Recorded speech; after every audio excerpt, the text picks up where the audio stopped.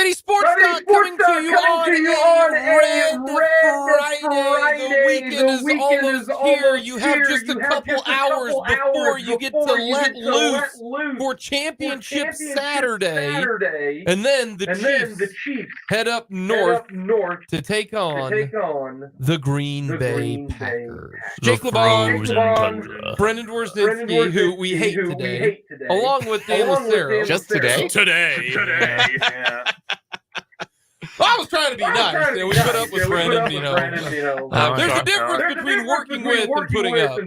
But Brendan right now is the enemy. One, because he's a Packer fan, but also, I don't want to short you here, he's a Packer owner. Yes, that's true. And so, as an owner, we know he greases his pockets with all that money coming up from Kansas City. Oh, yeah. And up there to old Green Bay. So, we got so much to get to. We are going to preview the Green Bay Packers and the Kansas City Chiefs coming up at the bottom of the hour with Jacob Westendorf. We got Matt Derrick on to talk all things Chiefs. We got some college football and our NFL picks. We're going to hear from Travis Kelce. He spoke to the media today. It is KU UConn tonight. How about that? Surprise! One of the biggest college basketball games in the non-conference slate is on a Friday. Honestly, smart. Because ain't nobody going to be watching this game tomorrow when all of the big dogs are playing football. Let's be real. That's true. It's smart. It's going to be a multi-TV night. You've got Pac-12 championship game. Yeah. You got KU UConn. I believe Mountain West championship game tomorrow. No, Conference USA. Conference USA tonight. Liberty, you get a little Friday night Diego Pavia in your life. Let's get it. Yeah, Friday night Jerry Kill. I mean, Jerry Kill gets wild on Friday night. Absolutely not. 10 wins for New Mexico State. Yeah. The last time they won 10 they had 10 wins in a season. One of those wins was against a school from Mexico.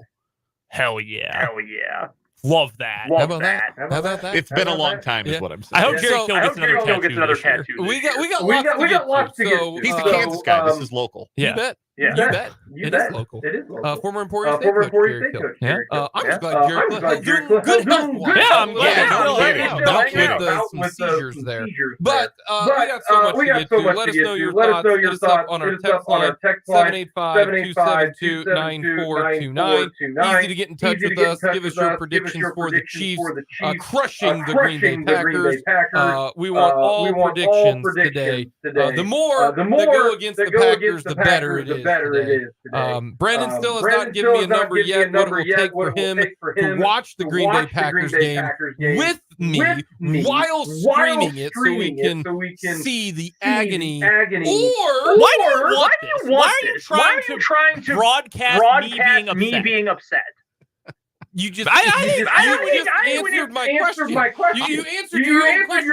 That's not very nice. I'm glad last year's Seahawks Chiefs game, A, Jake and I were not doing a show together at the time, and B, that game was over Christmas. So there was no chance of Jake badgering me throughout the week. Hey, Dan, let's watch the game together. Absolutely not. Like, I'm in the same boat as you, Brendan. I'm sympathetic to your plight. Really not very nice. I think you got some deep psychological issues we need to delve into here. No. Let's watch the game together and more. Let's go find a therapist here. No, not at all. It's fun to vindictive. Back and forth. That's just, that's like the normal guy having fun watching the game. I am incredibly intrinsically not normal. To me, goes back to this is not a me issue. No, I never said it was. It's absolutely a me issue. 100%. So let's get to our keys to the game for the Chiefs taking on the Green Bay Packers. You can let us know your thoughts. Hit us up on our YouTube page. Go to youtube.com, search 580 Sports Talk. Did you just copy and paste yours from last week? And the week before? No, I did not. I kept them the same because this is so simple. I am now with the Chiefs. Am using the kiss theory. You guys know what the kiss theory is? That they call me Dr. Love. No. that you rock and roll all night and then party every day.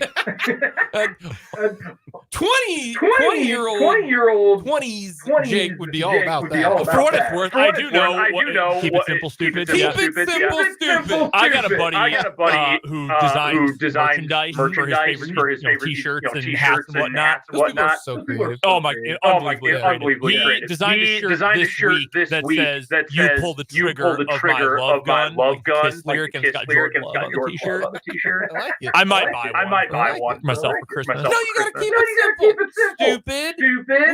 We get into the weeds and all of this type of stuff about, oh, should they do this and should they do that, and oh, do they need to run a stretch play, and people are talking about fades on the goal line and all that kind of stuff. No, the game is simple. You run the ball, you catch the ball, you throw the ball, and you tackle the guy with the ball.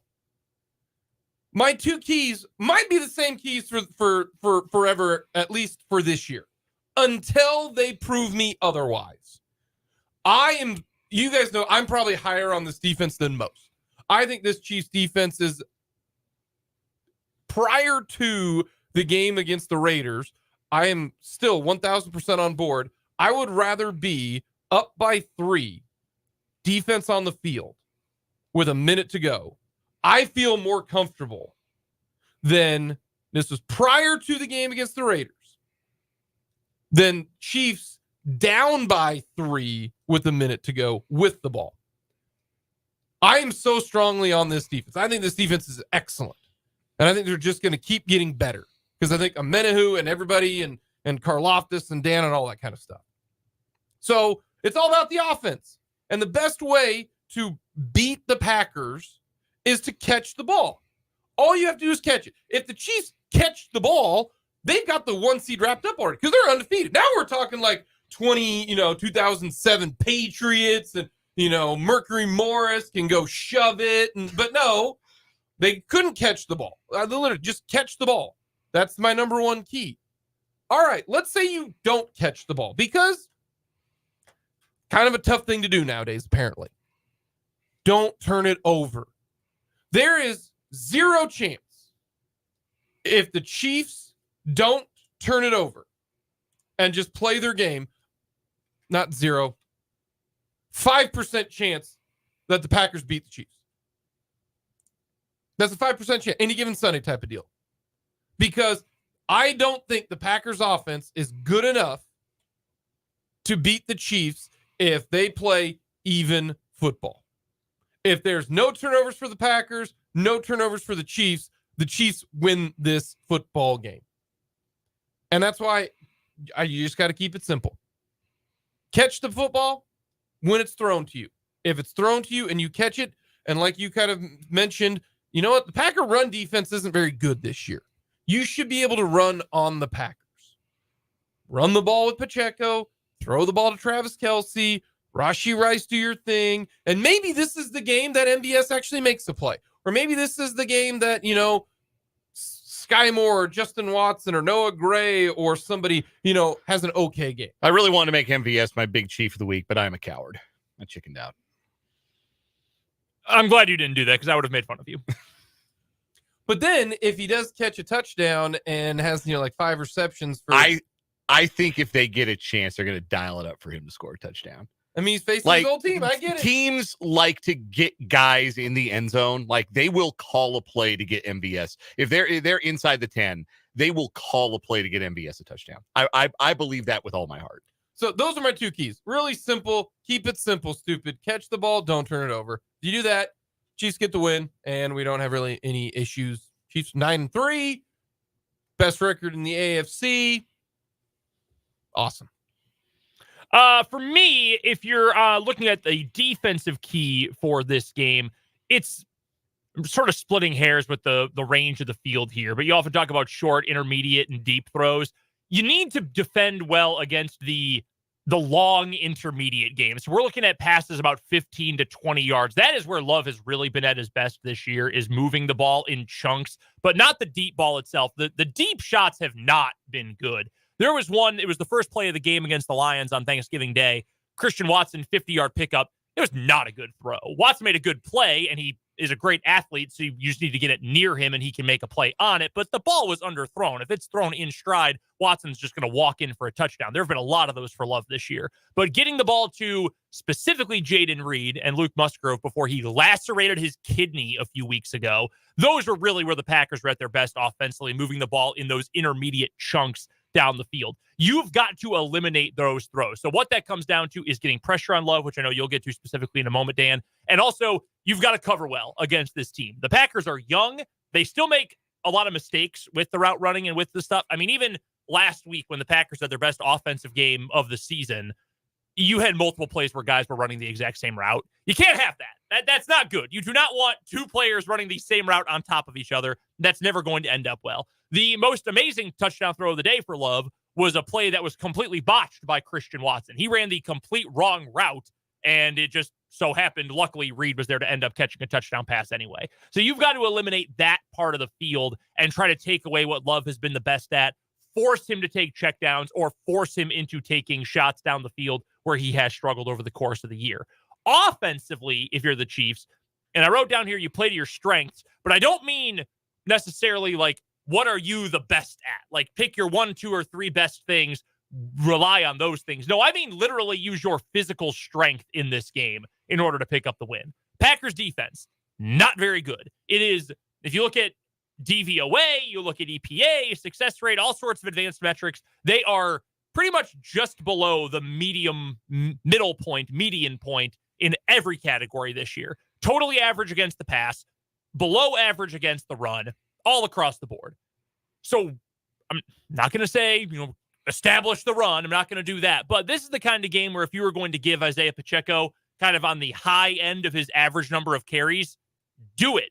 He is a physical runner. Packers do not usually do well against physical running backs. Let your interior linemen, your Smith, Humphrey, Tooney grouping, let them dominate in this game, especially because Packers' best defensive player is going to be lined up over one of your tackles, probably Juwan Taylor. More on that in a minute.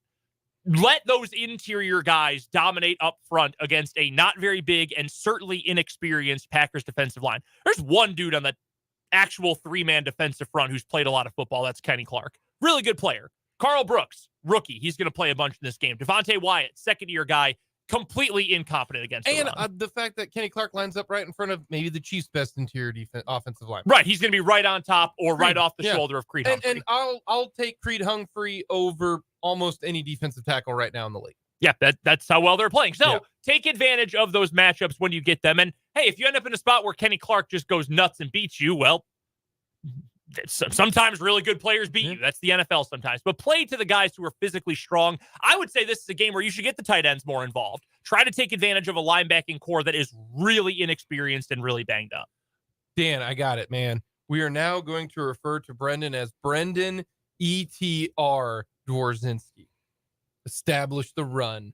ETR is going to be his new nickname. Well, here's the thing. If the Chiefs did that, they're winning this game by 15 points. I'm like, the game is over if they decide to give the ball to Isaiah Pacheco 25 times. But they won't do it. They will not do it. And why is that? Because Andy Reid. Yeah, there you go. It is astounding to look at the stats and see that the Packers have given up 200 rushing yards on 3 separate occasions. That's a lot this year.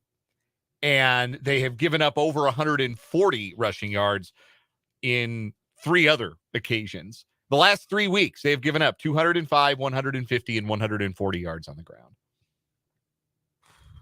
That is an opportunity there for the Chiefs to find their offensive rhythm in the same way that they did against the Raiders. And that's going to be my first key to this game is stay in that rhythm. Because what the Chiefs did when they fell behind 14-0, the drive they put together to score, and then pretty much every drive after, they got into a really good rhythm. We talk about staying on schedule offensively, making sure you're in second and manageable, you're in third and manageable, you're not behind the sticks, you're not having to pass on every third down, you're staying in a rhythm, you're staying on schedule. The Chiefs did that probably as well as they have against anybody all year against the Raiders. Stay in that rhythm, and you are up against a defense that I think is going to allow you to be able to stay in that rhythm, because I think there are going to be chunks available on first down to get you into 2nd and 6, 2nd and 5, 2nd and 3, and keep you possessing the football, moving it down the field, and kind of dictating the terms of the football game. So that's my first key. Second key for me, and Brendan, you alluded that I was going to talk about this. Jordan Love is one of the most frequently blitzed quarterbacks in the NFL. And when you think about that, that makes sense, right? Like you want to blitz an inexperienced quarterback. You want to show them different looks, different fronts, different numbers of pass rushers on a given down.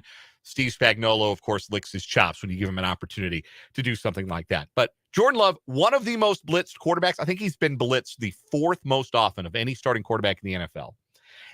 And he doesn't take a lot of sacks. He's only been sacked 22 times this year. So he has the ability, he's got some mobility in the pocket and generally pretty good at getting the ball out of his hand before he takes a big loss. But he's 27th in the league in completion percentage against the blitz. He's one of the worst quarterbacks in the league when there is extra pressure. Steve Spagnuolo sometimes will send the kitchen sink in the first half and try and disrupt a quarterback's rhythm. Sometimes he'll save stuff for the second half. We sort of saw that against the Raiders and some of that was the circumstances of the game, but early on, there wasn't a lot of exotic blitzing going on. And in the second half, that's when Trent McDuffie started to blitz. That's when we saw L'Jarius Sneed blitz a little bit there late in the game. I think it's going to be early. They're going to send some funky stuff at Jordan Love and get him out of his rhythm because he's gotten into a really nice passing rhythm here over the last couple of weeks.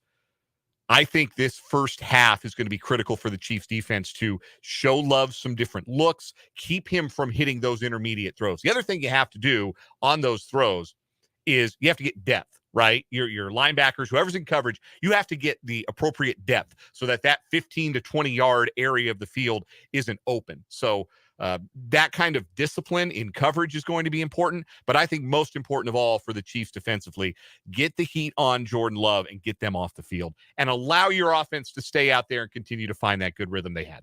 Well, the last time that the Chiefs played the Packers, Jordan Love was the starting quarterback. And I remember all too well. Do you remember also the fact that his wife now, then girlfriend? That was his parents. They were it was his mom and I think his girlfriend, who he's still with.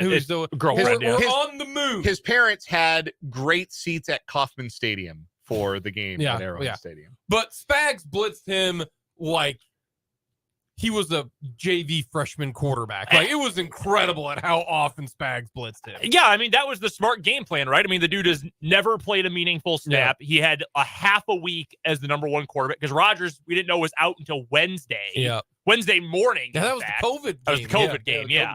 So, I mean, yeah, it was the right game plan, but it was an incredibly simple one. Yeah. So, Spags likes to blitz. We'll see. We will see. He'll be ready. All right. Spags will. My big chief, keep it simple. Pacheco. I think he's going to have a big game. Will they use him enough? That is the question of the game. Are they going to use him enough? Even if they don't use him enough, I think he's still going to have a good game.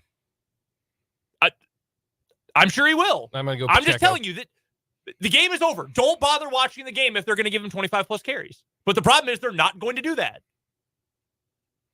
I think he'll have a big game too, but they need to give him the ball enough. Shoot, throw him the ball. If you're so addicted to we cannot hand the ball off to him, then throw some screens to him. They threw a first play of the game. 6-yard loss. Who's your big chief? My big chief is Juwan Taylor because he's going to be matched up for most of this game with the best player the Packers have, probably on the entire field, honestly. Certainly the best player on defense. It's Rashawn Gary. It's 52. He's the best player the Packers have, and he has lined up. He's been good this year. Over 2/3 of the time over the right tackle for the opposing team this year. Block him because that is the biggest threat that the Packers have in the pass rush. Brennan, how are the Packers' offensive tackles, would you say? It's not quite the Bakhtiari and Balaga era, is it? No. Right tackle, Zach Tom, is very good. Left tackle, they rotate. Wait, what? Excuse me? Rasheed Walker and Yosh Nijman will probably play approximately 50% of the snaps each. Wait, I've never even heard of that. In the NFL, that's... Yeah, that's like, so we got a freshman and an inexperienced senior, and it's week 2 of the high school season. We're trying to figure it out. Nah, man, this is the pros. This is the pros. They've been rotating him. Walker has been better as of late. Nijman is okay. Like, he's a finished product at this point. He's fine. But right now, it's a 50-50 proposition. By the way, wild. that's left tackle. Yeah. Jordan Love's a right-handed quarterback. So I like the guy rushing off of the left tackle, and that's usually George Karlaftis for the Chiefs. So Big George, Furious George is my big chief. I think he gets a sack. I'm actually really interested in the Zach, Tom, Charles Omenihu matchup because Omenahu's huge. Tom has been really good, but he's small. He's a small tackle. So I'm fascinated by that matchup, too. And then Dano, the Chiefs have a lot of guys. They do. really, really do. I got the Chiefs winning. I think the Chiefs offense is going to be able to do what they need to do. I think the Chiefs win 31-24. I think the Chiefs are up 31-17. Life is good. Packers score late. And I think the Chiefs end up winning at 31-24 over Brendan's Green Bay Packers. Y'all better hope the Chiefs win. Otherwise, I'm going to be really annoying on Monday. I'll tell you right now. I've got the Chiefs 25-18. Going to get weird scores in this game. But I do think the Chiefs do end up winning. I think Packers cover, but I think the Chiefs win 24-20. I guess the big question I have about the Packers is they've gotten 2 big wins the last 2 weeks.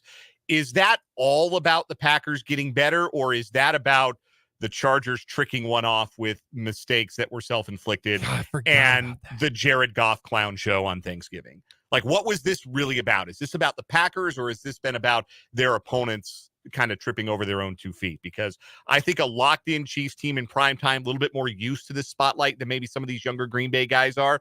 I think that's going to help Kansas City make fewer of those mistakes than either of Green Bay's last 2 opponents. To answer the question, I think the Charger game, that was about they dropped 3 touchdowns because they didn't have visors on and they were staring into the sun. And Quentin Johnston. Last week, I think, was more about Green Bay being really good, especially in the first half. But no, it's fair to bring up. It's the youngest offense in the league. Like there's going to be mistakes that Green Bay makes in this game. And for no other reason, maybe that's why the Chiefs end up winning. Who makes fewer mistakes? It will probably be Kansas City. I'm fine though. I'm okay with it. No, you know what the Packers stands for, right? That's exactly what someone who isn't fine. No, would like say. last week was the free space on the bingo card. Like I was expecting the Packers to lose to Detroit and then have to go into no margin for error mode the rest of the way. Packers are 1 win ahead of where I thought they'd be going into this week, so I can live with that. You know what fine stands for, right? Freaked out, insecure, neurotic, and emotional. Well, I'm all of those things. Exactly. But I don't necessarily think they apply for this game. You are fine. Yes. I'm all of those at once, though. We got a lot more to get to. We'll talk all things Packers and Chiefs with Jacob Westendorf coming up at the bottom of the hour. We'll go around the NFL. Matt, Derrick. We'll get our picks.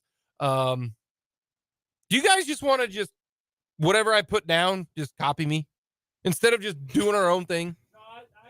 I've enjoyed putting in my own work to close the gap here. I'm still in last, but I have closed it down to just 3 games behind Dan for second place. I'm not worried about first place at this point. That's champagne problem. Yeah, all Jake is saying is if you've been tailing him, your kids might have a really nice Christmas. How do you keep pushing? You've had 3 pushes this year. Dan and I have had a combined 0. Hold on. I've gone 3-1-1 the last 3 weeks. It's bizarre. It's very strange. Which is a winning week for you. It is. We got all that coming up here on 580 Sports Talk.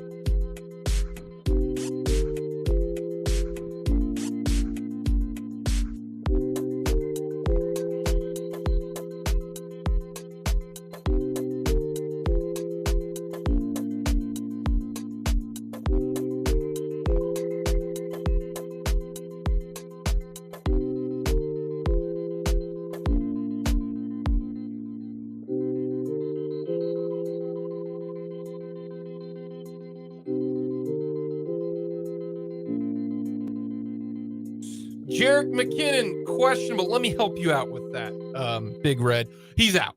Don't play him. Why? What's the purpose of this? Give Clyde, like the pity reps. Okay? Yeah, give Clyde reps. Give Clyde the pity Please. reps. Don't play Jerick McKinnon. The Packers are not worthy of a McKinnon appearance. And Nick Bolton is out, which is the smart thing to do. We don't have to worry about that. The goodness gracious, the Packers injury report is long. Can I say it? Can I say it? Why don't they just put anybody who's healthy on the injury report? Yeah, it's rough. There's more people on the injury report than not. Holy cow. It's been like that all year. You better hope Jair Alexander, Kenny Clark, Dylan, Gary, who are all limited, play in this game. Gary's going to play. Aaron Jones is out. I don't know about Alexander. That ain't good. He's probably not. I mean, he hasn't played in weeks, though. Has he really? Wow. Yeah, he's missed both games that the Packers have won. Jaden Reed, he hasn't played in the 2 days. No, Reed practiced today. Okay, well, and so did Dylan. Also practiced today. I don't think it's been updated, but both those guys were out on the field today. I would expect both Reed and Dylan are going to play. Okay, that would be my assumption. I think Dontavian Wicks will probably also play. That's interesting. You're saying that about Alexander, because if he plays, that means less reps for Corey Ballantyne. Sounds to me like you're rooting against a guy who went to your alma mater. That's an interesting decision there. A local kid too. How dare you? Wow. Interesting. Keep that in mind, Washburn fans. Keep that in mind, Chiefs fans. As noted advocates of local sports, Brandon and I are pulling for Corey Ballantyne to see the field. I want nothing but the best from Corey Ballantyne, in fact. Hey, I just want him to be on the active roster so that he gets the game check. Hey, he will be, because we need him badly. Corey's actually been solid this year. Yeah. For a guy who was a practice squad for a lot of the season, he's had some moments where he's looked pretty good. There, for at least 3 weeks this season, if not 4, we have had a starting cornerback tandem of Ballantyne and Valentine. Nice. Yeah, nice. It makes it extremely difficult.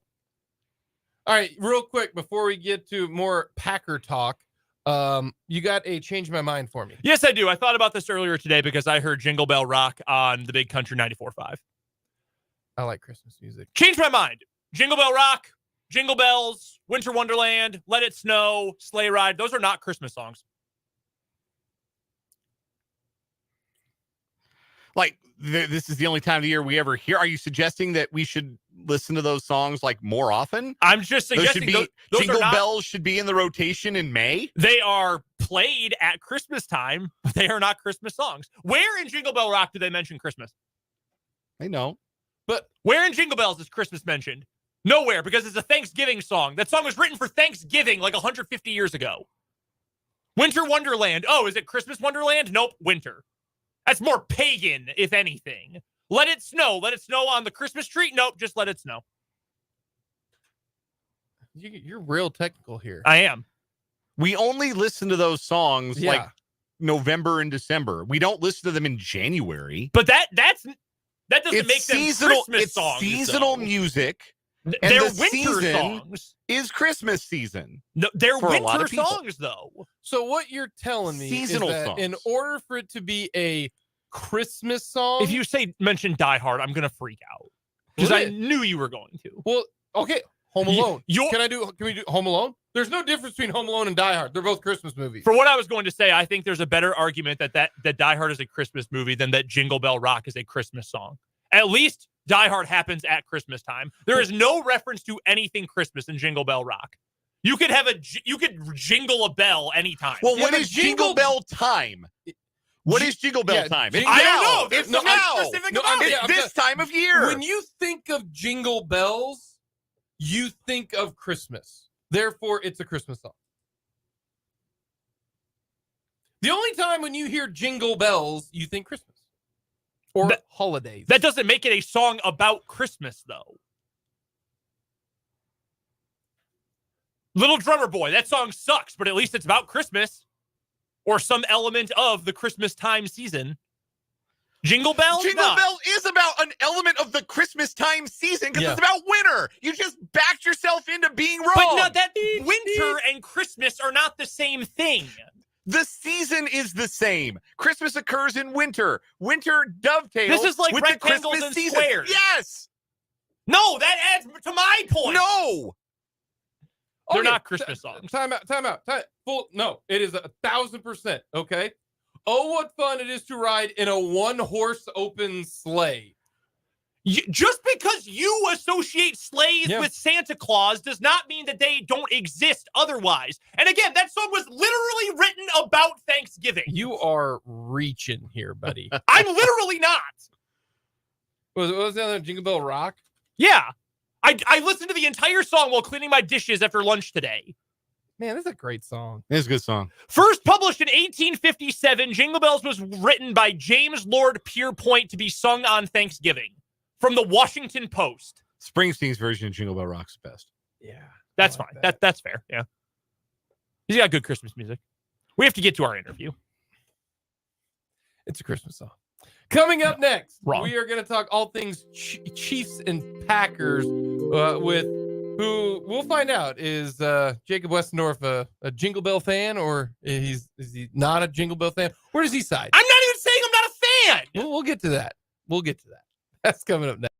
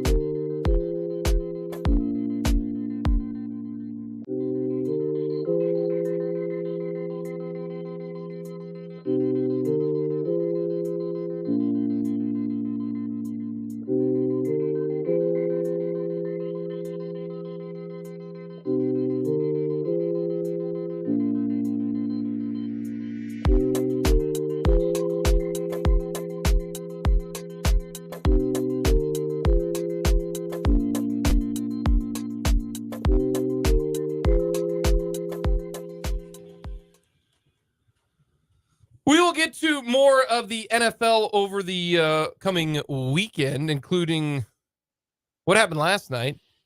An actually entertaining Thursday night game, not going to lie to you. Watch the... no punts. The 6th NFL game in history with no punts. Yeah. Regular season. No, I'm counting the playoffs. Oh, you're counting the playoffs. Okay. It's 5th regular season game and then the one playoff game that we don't. We're not going to talk about. Yeah, we don't need to get into that. We're not going to talk about that. No. We're not going to. We don't need to get into last night's game either, frankly, but I know we will. We'll get to that as well as Matt Derrick coming up in the 3 o'clock hour. But right now, we're going to talk all things Packers with Jacob Westendorf of Packers Central joining us to talk all things Packers. All right, Jacob, my first question I've got for you. I am actually surprised that Brendan Dworzynski is seated right across from me, because tickets for this game are cheap. They're like $120 that you can go to Lambeau. Are you surprised at how cheap these tickets are, and that the fact that Brendan is not in Green Bay right now? Well, I know Brendan's married, and so am I. So understanding the finances that come with a happy wife and happy life, I somewhat understand why he's not at the game. Why these games tickets are cheap, I don't really know, because a couple weeks ago, tickets were real cheap, like $40, $50 to go see them play the Rams. But the Packers were mired in a 3-game losing streak and coming off some really bad performances. Now, they're playing the best football they've played all year. You know, these last 2 games, specifically last Thursday against the Lions, they were lights out, you know, especially on the offensive side of the ball. So, yeah, I am a little surprised. Maybe I don't even have like a Taylor Swift joke to make off of that or anything like that. So, yeah, I got nothing on that. Right now, section 132, it's kind of in one of the corners. Row 16 is $130. Like, yeah, that's cheaper than like that's nuts for Big Ten me. championship tickets. That's insane. Yeah, so I didn't know if there was something that maybe you thought of, or there's something going on. I don't know, but that kind of an interesting situation there, because the Packers have a great home site and the Chiefs travel really, really well, and those are 2 big time teams. So I had to know when it comes to that. Alrighty, the Packers resurgence. What's the main reason? Jordan Love and the offense really as a whole trying to start to look like an NFL offense. You know, over the last, the first 6 weeks of the season or something like that, the first 2 weeks were pretty good, and then they had that comeback against the Saints where everyone was like, well, they kind of did the Tim Tebow thing where they stunk for 3 quarters, but the 4th quarter was awesome. And then it really hit the skids after that. The Packers offense as a whole just looked close. They didn't look like an NFL offense, quite frankly. And we're talking about games against the Broncos when they were that version of the Broncos, which were not as good. The Raiders, who were one of the worst teams in the NFL under Josh McDaniels. The Vikings, they only scored 10 points, and they had the ball inside the 20 like 3 times in that game and only scored 10 points, which is incredible. They really struggled. And now, the last 3 games, really, or 3 of the last 4, Jordan Love, you could say, has played the best game of his career in each of those games. And yeah, some of that is these young receivers. You know, I think it's been well documented. These are all 1st and 2nd year guys that are playing with Jordan Love in Green Bay. And now they're all kind of Jaden Reed starting to hit his stride. Christian Watson had the best game of his season last week. And I think he's their most talented receiver. Luke Musgrave, before he got injured, was having a couple of really nice games back to back. Romeo Doubs is steady and a nice little threat in the red zone. And they've just found a way to make some plays in the passing game over the last couple of weeks. And that's why they're sitting at 5-6. And like Packer fans are really starting to believe this team can make the playoffs and I mean, they're not talking Super Bowl like they were when Aaron Rodgers was here, but maybe make a little bit of noise too. What side of the ball will determine this game? Kansas City's defense against Green Bay's offense. Because Kansas, as much fanfare as Patrick Mahomes deserves, he's the best player on planet Earth, and Travis Kelce, who might be the greatest tight end ever, Kansas City's defense is nasty.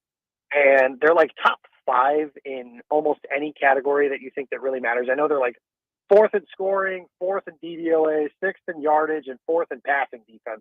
The only thing that they're really like not ranked highly in is rush yards per game, and the Packers can't run the ball anyways. So like it's going to be Green Bay's, I don't want to call their passing game a strength just yet. I'm not ready to go there, but against Kansas City's Chris Jones going up against John Runyon and Josh Myers, that's terrifying if you think about it from a Packers perspective. George Karlaftis has been really good. Charles Omenihu has been really good, like that pass rush. And Trent McDuffie and LJ Snead are both really good corners too. So it's Kansas City's defense. And can Green Bay make enough plays on offense? Because I think you've seen Kansas City's going to score. I'm relatively confident in that. I just don't know how much they're going to score. Of the Patrick Mahomes era, this is far and away, in my opinion, their worst offense. And I'm sure, I don't know all the numbers off the top of my head, but I'm sure that is supported by the stats just because they scored 0 points in the second half against the Eagles, and they dominated that game for the better part of 2.5, 3 quarters. That's incredible to me that they were unable to do that. We're chatting with the pride of Winnebago County, Illinois, Jacob Westendorf, writer for PackersCentral.com and Sports Illustrated, joining us here on 580 Sports Talk. Also half of the critically acclaimed Packers Pick 6 podcast. You can find Jacob on Twitter as well, at Jacob Westendorf. Jacob, how good do the Packers wide receivers, specifically looking, you mentioned Christian Watson, whose ceiling is as high as anyone on this team, but the guys who've been the most productive recently, looking at Jaden Reed, looking at Dontavian Wicks, how impressive do they have to be in this game for the Packers to have a chance? Yeah, I think, you talk about Trent McDuffie is one of the best. Like, they move him all around, but he's really good in the slot too. So I think that's a big spot potentially for Jaden Reed. He's become kind of the safety blanket. Dontavian Wicks, I didn't even mention him earlier because he didn't play last week against Detroit, which is incredible that the Packers were able to kind of move the ball against them. I mean, the Lions aren't going to confuse anybody with the 1980 Chicago Bears, but it's a pretty good defense that they have, and Green Bay moved the ball at will. Those two receivers, though, I think Reed, Wicks, I mean, the Packers have kind of spread the ball around quite a bit, especially in the last two games. I think Love completed passes to 10 different receivers. The Chargers, that number was like 7 against Detroit. So there is no go-to. We knew the last time these two teams met, if Aaron Rodgers had started, we knew when the Packers needed a play, it was 12-17, Devontae Adams. They don't have that. They don't have that go-to. It's third down. It's the biggest play of the game. Where's the ball going? So those guys could make a few plays. The other guys can make a few plays, but it really is a by committee, which I'm sure the fantasy footballers absolutely love about this Packers receiving core, but there really isn't one guy that you sit back each week and go, yeah, he'll probably get the lion's share of the targets and the catches. I will ask you now about what I know is your absolute favorite Green Bay Packers topic, defensive coordinator Joe Barry and this Packers defense up front. We know the Chiefs want to throw the ball. Their head coach is Andy Reid. Their quarterback's Patrick Mahomes. They've got those weapons, specifically Travis Kelce. I'm of the mind that if they just hand the ball to Isaiah Pacheco 20-plus times, they're going to run away with this game because, well, the Packers' run defense ain't great, and I think Isaiah Pacheco is a really darn physical back who can make a whole lot of plays on the ground. What are the Packers going to have to do to slow down this Chiefs offense? Or if you want to view it the other way, what can the Chiefs do offensively to take advantage of the Packer defense? It's an interesting setup because backs like Pacheco haven't exactly been the ones that have lit up the Packers. It's been those one cut and go guys more so than those violent runners. Now, that being said, I just watched Pacheco in this Chiefs offense tear apart Philly's number 1 ranked run defense, 14 days ago or something to that effect. I think you're right. I think that is Kansas City's path. But if it gets into a game where Patrick Mahomes has to play drop back, I don't think I'm telling you guys anything. These Chiefs offensive tackles are not anything to write home about, and that is probably being kind at this point of the season. And the Packers pass rush is coming off their best game of the season. Preston Smith looks like the younger version of himself.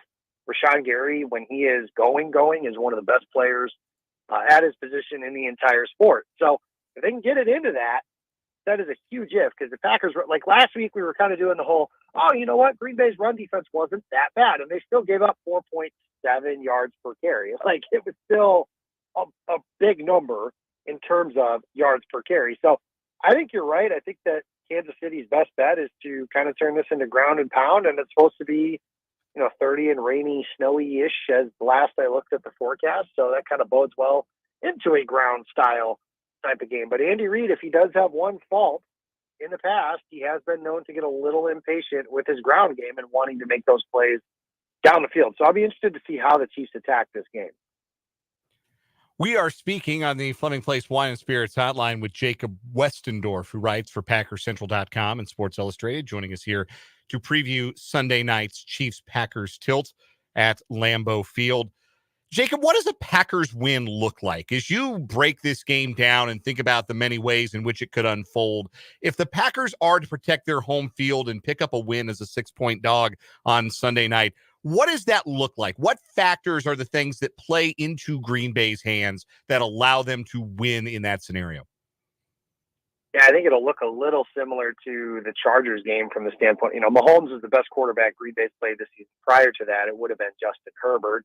And the Chargers chargered, for lack of a better term. The Chiefs don't really do that, but if the Chiefs can make a couple of mistakes, if the Packers, Mahomes, as great as he is, does have a tendency to put the ball in harm's way from time to time, you have to catch those when Pat throws them to you, because it doesn't happen that often. And if you don't catch it, then he's definitely going to make you pay, and they're going to score. So I think that's part of it. And then it really is just the passing game for Green Bay kind of picking up where they left off. I'd like to say, they need to run the ball for, 100 plus yards, but I just don't think that's something that's going to happen. The Packers ground game just kind of is what it is at this point, and Aaron Jones isn't going to play. It's not that good with him. It's worse without him.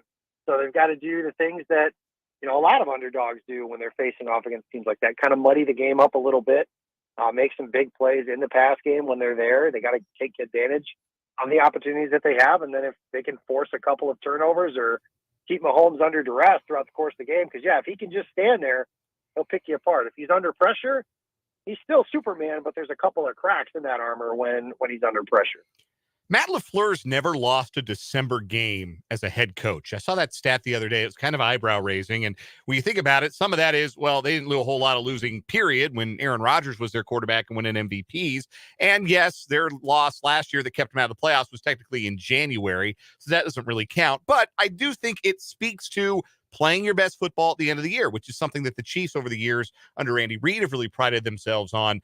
Do you see this Packer team rounding into that kind of form? Are they a better team now as December begins than they were? And where have they made the biggest leap?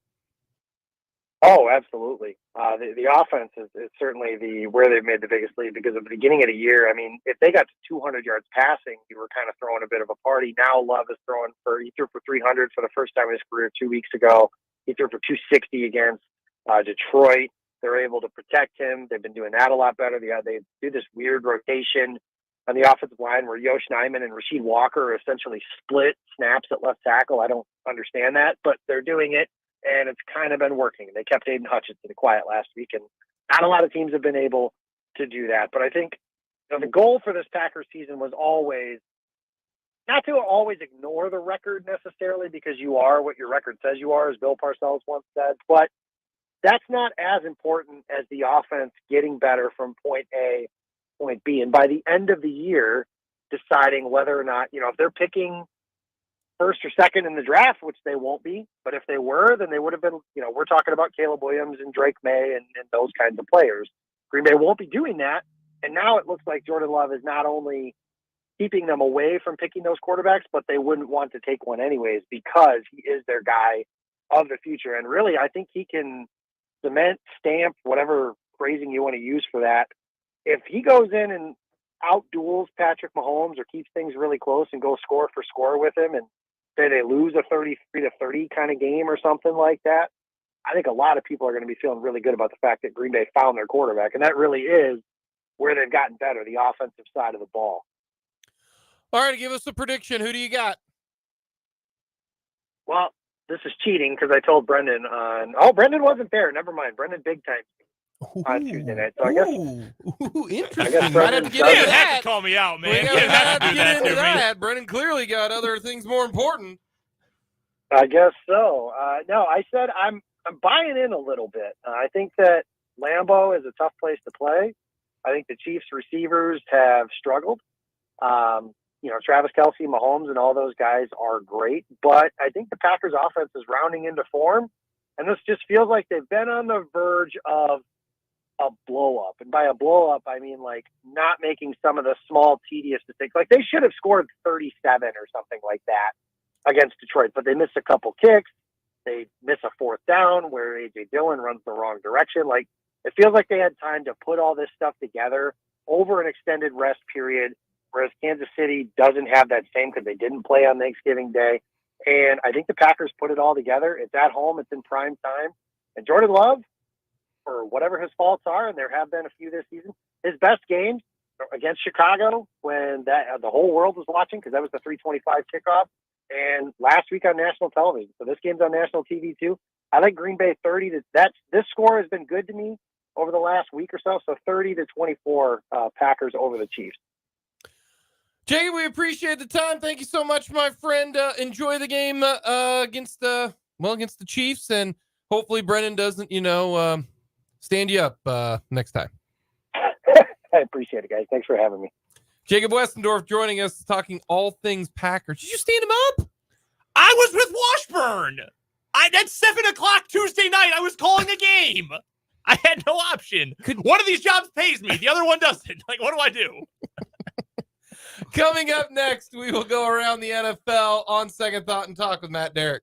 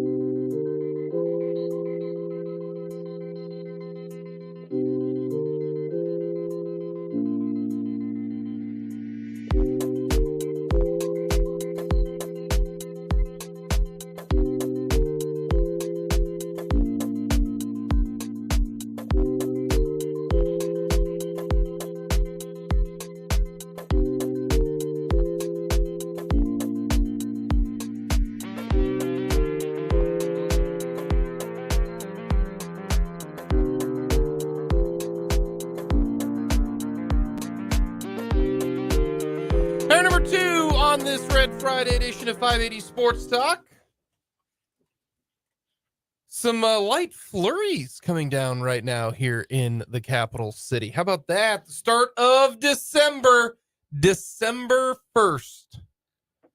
Is that considered Christmas time, or are we not Christmas time with December? It's Christmas time. Let's let the Christmas season authority, Brendan Dworzinski, weigh in. It is, yeah, December 1st, Christmas time. Listen to all the winter songs you want if you want to listen to Jingle Bells or Let It Snow. Or you can listen to Christmas music. Which one would you prefer? I mean, I'm fine with both. Holiday music. I'm fine with both. They're not holiday songs either. They're just songs about wintry things. Listen to an actual Christmas song. Christmas song. There you go. There's a Christmas song for you. Many times, many ways. Yeah, listen to that song. Okay. If you want a Christmas song. Listen to Christmas in Hollis by Run DMC. Christmas in Jail by Asleep at the Wheel. Listen to one of those songs. What about, it's aired on, it's aired on KTPK. Christmas Rapping. Fantastic song. Oh yeah, you like that one. Oh, the yes. girl group that does that one. Yes, Christmas Rapping. Oh, what are the waitresses? The waitresses, or something. Yeah, the Christmas Rapping. That is a good song. Song by the waitresses. Yeah. Yeah. In fact, Dan, if you want to go ahead and play that while we're actually we can't. That'll get tagged. Yeah, we don't want to get DMCA'd or yeah, we don't want to do that. Oh. Not everyone is as nice as Pitbull, who will I've said this before, it'll list on YouTube like, oh, copyright notice. We played Pitbull, but it says there's no penalty for playing Don't Stop the Party. You can play that whenever you want, apparently. He's Mr. Worldwide. It made me really appreciate Pitbull. Mr. 305. Mr. Otherwise, Worldwide. we would have had to have negotiated down strikes against our account. Yeah. So I appreciate that. Speaking of our YouTube stream, you can let us know your thoughts. Hit us up on youtube.com. Go to 580 Sports Talk on youtube.com and hit the subscribe button. Interact with us if you would like to. We will get to on second thought. We'll talk with Matt Derrick, get more Chiefs Packers. Some big games coming up tonight in the hardwood, KU and UConn. How about that? If you were doing a before and after puzzle on Wheel of Fortune, it would just be KUCon. Are you taking KU to cover the 3.5? No. Or are you taking the Huskies? I mean, I wouldn't bet a period, but I would probably. I mean, Bill Self is so good in these games at home. Yeah. So good. I just am worried about somebody else other than McCullough and Dickinson making enough plays on the offensive end. Neither team can shoot it real well. So it might really just come down to, who's making outside shots. Foul trouble. Man ball. None of this 3-point nonsense. Yeah, it's going to look like a 1983 NBA game. Oh, man. Foul trouble. Get Bob Ryan to Allen Fieldhouse. Mid-range and post-ups. Where is Chris Mad Dog Russo? I don't want your three-pointers. I don't want your transition basketball. Give me big meaty men slapping meat. I need drop Donovan Clingan hook shots. That's what we need. Hunter Dickinson. Yeah. Big meaty man slapping meat. That's what we need. All right. Shout out to Big E. We are gonna go to the rest of the NFL. I really do think there are two really fun games this coming Sunday. Two fun games. I do. I think there are two fun football games this Sunday. That's good for a day that has 14 games on it. Well, okay, let me rephrase that. Because I think any Chiefs game is fun. So three. I'm sorry, there are 11 games on Sunday. I think there are three fun games. I think Packers Chiefs is a reasonably fun game. For what it's worth. I think it'll be a good game. I think it'll be fun. And then the easy one, obviously, the 49ers and the Eagles. That's a big game. Now, if the 49ers want any chance of getting the 1 seed, they have to win this game. They have to. Like, if you want to be the 1 seed, you want the bye, and you want things to run through San Jose or Santa Clara or wherever you're located there in the Bay Area, you have to win this game. You have 3 losses. The Eagles have 1. And if you lose this game, you will have 4 losses. They will have 1. And you lose the tiebreaker. Ipso facto, the Eagles are your number 1 seed. If the 49ers win, time to get interesting, folks. 2 losses to 3 losses, and the 49ers own the tiebreaker. So this is a big game for the NFC. It really, really is. This is the biggest game of the NFC season. Yeah, I mean, it's the 2 most obvious contenders from that conference. And I think, to be honest with you, it's them, and then depending upon your opinion of the team that played last night that wasn't in the sweet retro uniforms, which, by the way, those things are awesome. Seahawks old uniforms, those are terrific. Yeah, they look great. Absolutely terrific. They do. They look great. They are awesome. They're a damn sight better than the action greens that they Yes. wore on Thanksgiving. Yes, correct. Facts. Yeah, they should go back to the blue. Automatically, yes. Eagles, full on Kelly Green. Tampa Bay, bring back the creamsicles. It's not difficult. How do you feel about the Cowboys? I've never been a Cowboy guy. I've never been a dad guy, and I understand he's playing really, really well. Is he going to steal the MVP? Because no. Here's the thing. Like, Mahomes isn't playing at an MVP. He's the best player, but he has not played, I think we can all agree, to the standard of play where he has won his 2 MVPs. He hasn't been that good. Agreed. So in the absence of that, they got to give out the award to somebody. And I don't think people are going to pull the trigger for Brock Purdy.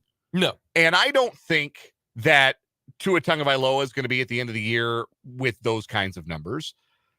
And I don't think they're going to give it to a non-quarterback because that's just not something that the voters do anymore. Well, the only one that you would give it to that's a non-quarterback would be someone who's having an unbelievable year. And depending upon those numbers, that'd be Tyreek Hill.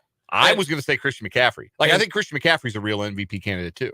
I think, which is the other reason I don't think people will go for Purdy, even though, like, you look at a lot of those graphs. You used to talk about Mahomes being in like the top right corner of all the quarterback metric graphs. Brock Purdy's up there on those graphs this year, which is wild to think. He's played really well. I think right now, I do think there is a leader in the clubhouse. And I think if his team, if he played, because he balled out last game. He really did. I mean, he won him the game. I think Jalen Hurts is your clubhouse favorite for MVP. Interesting. And I think you got to win a lot of games. And I think the MVP, normally you have a front runner at this point in time, but there's not, right? So the MVP will be determined within the next 6 weeks. And I think if Jalen Hurts plays well and you win the league by that many games, you win your division. They go 15-2, or he put on a heck of a performance against Buffalo. I mean, he was excellent in the second half and in overtime. I think right now, if they win this one, I think the worst that they're going to do is 14-3. And if he puts up some good numbers, he's got all those rushing numbers. I think Jalen Hurts will win the MVP. You giving the MVP to the guy who's 12th in the NFL in passing yards? Yeah. See, I think he's out of the top 3. I don't think Hurts is all that close at the moment. I would probably say I'd have Prescott ahead of Hurts. I would too. I certainly would too. Based on the numbers. Now, Prescott got a hand last night after Seattle took a 28-20 lead and Clete Blakeman decided to make playing pass defense illegal, which was an interesting decision by him and his crew. Threw 5 flags on Seattle on the next drive. Well, that's what he does. I've never, like, Al Michaels has seen some bad games the last year and a half, but I've never heard him sound more fed up than he did last night. Yeah. He said at one point, well, we could just turn off our mics and Clete Blakeman could call the game. Salty older Al Michaels is turning into quite the listen. I'm not going to lie to you. Yeah, I like that crew because it does sometimes feel like Kirk Herbstreit is like trying to reel in Grandpa. Like every once in a while, Al will just go off on something or he'll get mad or whatever, and Kirk just kind of tries to like, "Hey, Grandpa, we're talking about something else right now." There are people that think that Michaels like is barely disguising contempt for Herbstreit. And I don't think that's what it is. I think Michaels can't like get to like, do you believe in miracles, Al Michaels anymore? Like he just doesn't have that. Doesn't have that gear in him anymore. Well, he shouldn't, because that was in 1980, and that's a long time ago. But the other thing too is like Kirk Herbstreit's used to being in this role because it's the same role he's played on College Game Day to Lee Corso for all of these years. Yeah. Like it's like all right, like shepherding Grandpa through the broadcast. I've read Kirk Herbstreit's book. It's a really easy read, but it's a good book. I found it interesting. And he not so thinly hides the fact that he and Brent Musburger did not get along. Like, didn't have a lot. He was like, he's a legend of the business, and I appreciate that I got that opportunity. And that's but it. Like, they're not sending each other Christmas cards, okay? Yeah. I get the thought that Herb Street really likes Al Michaels and vice versa. It's just like, it's a guy who has done NFL broadcasting for now a year and a half, and a guy who's like almost 80. Like, it's a unique pairing. Who do you got? Okay, if you had to give the MVP right now, who is it?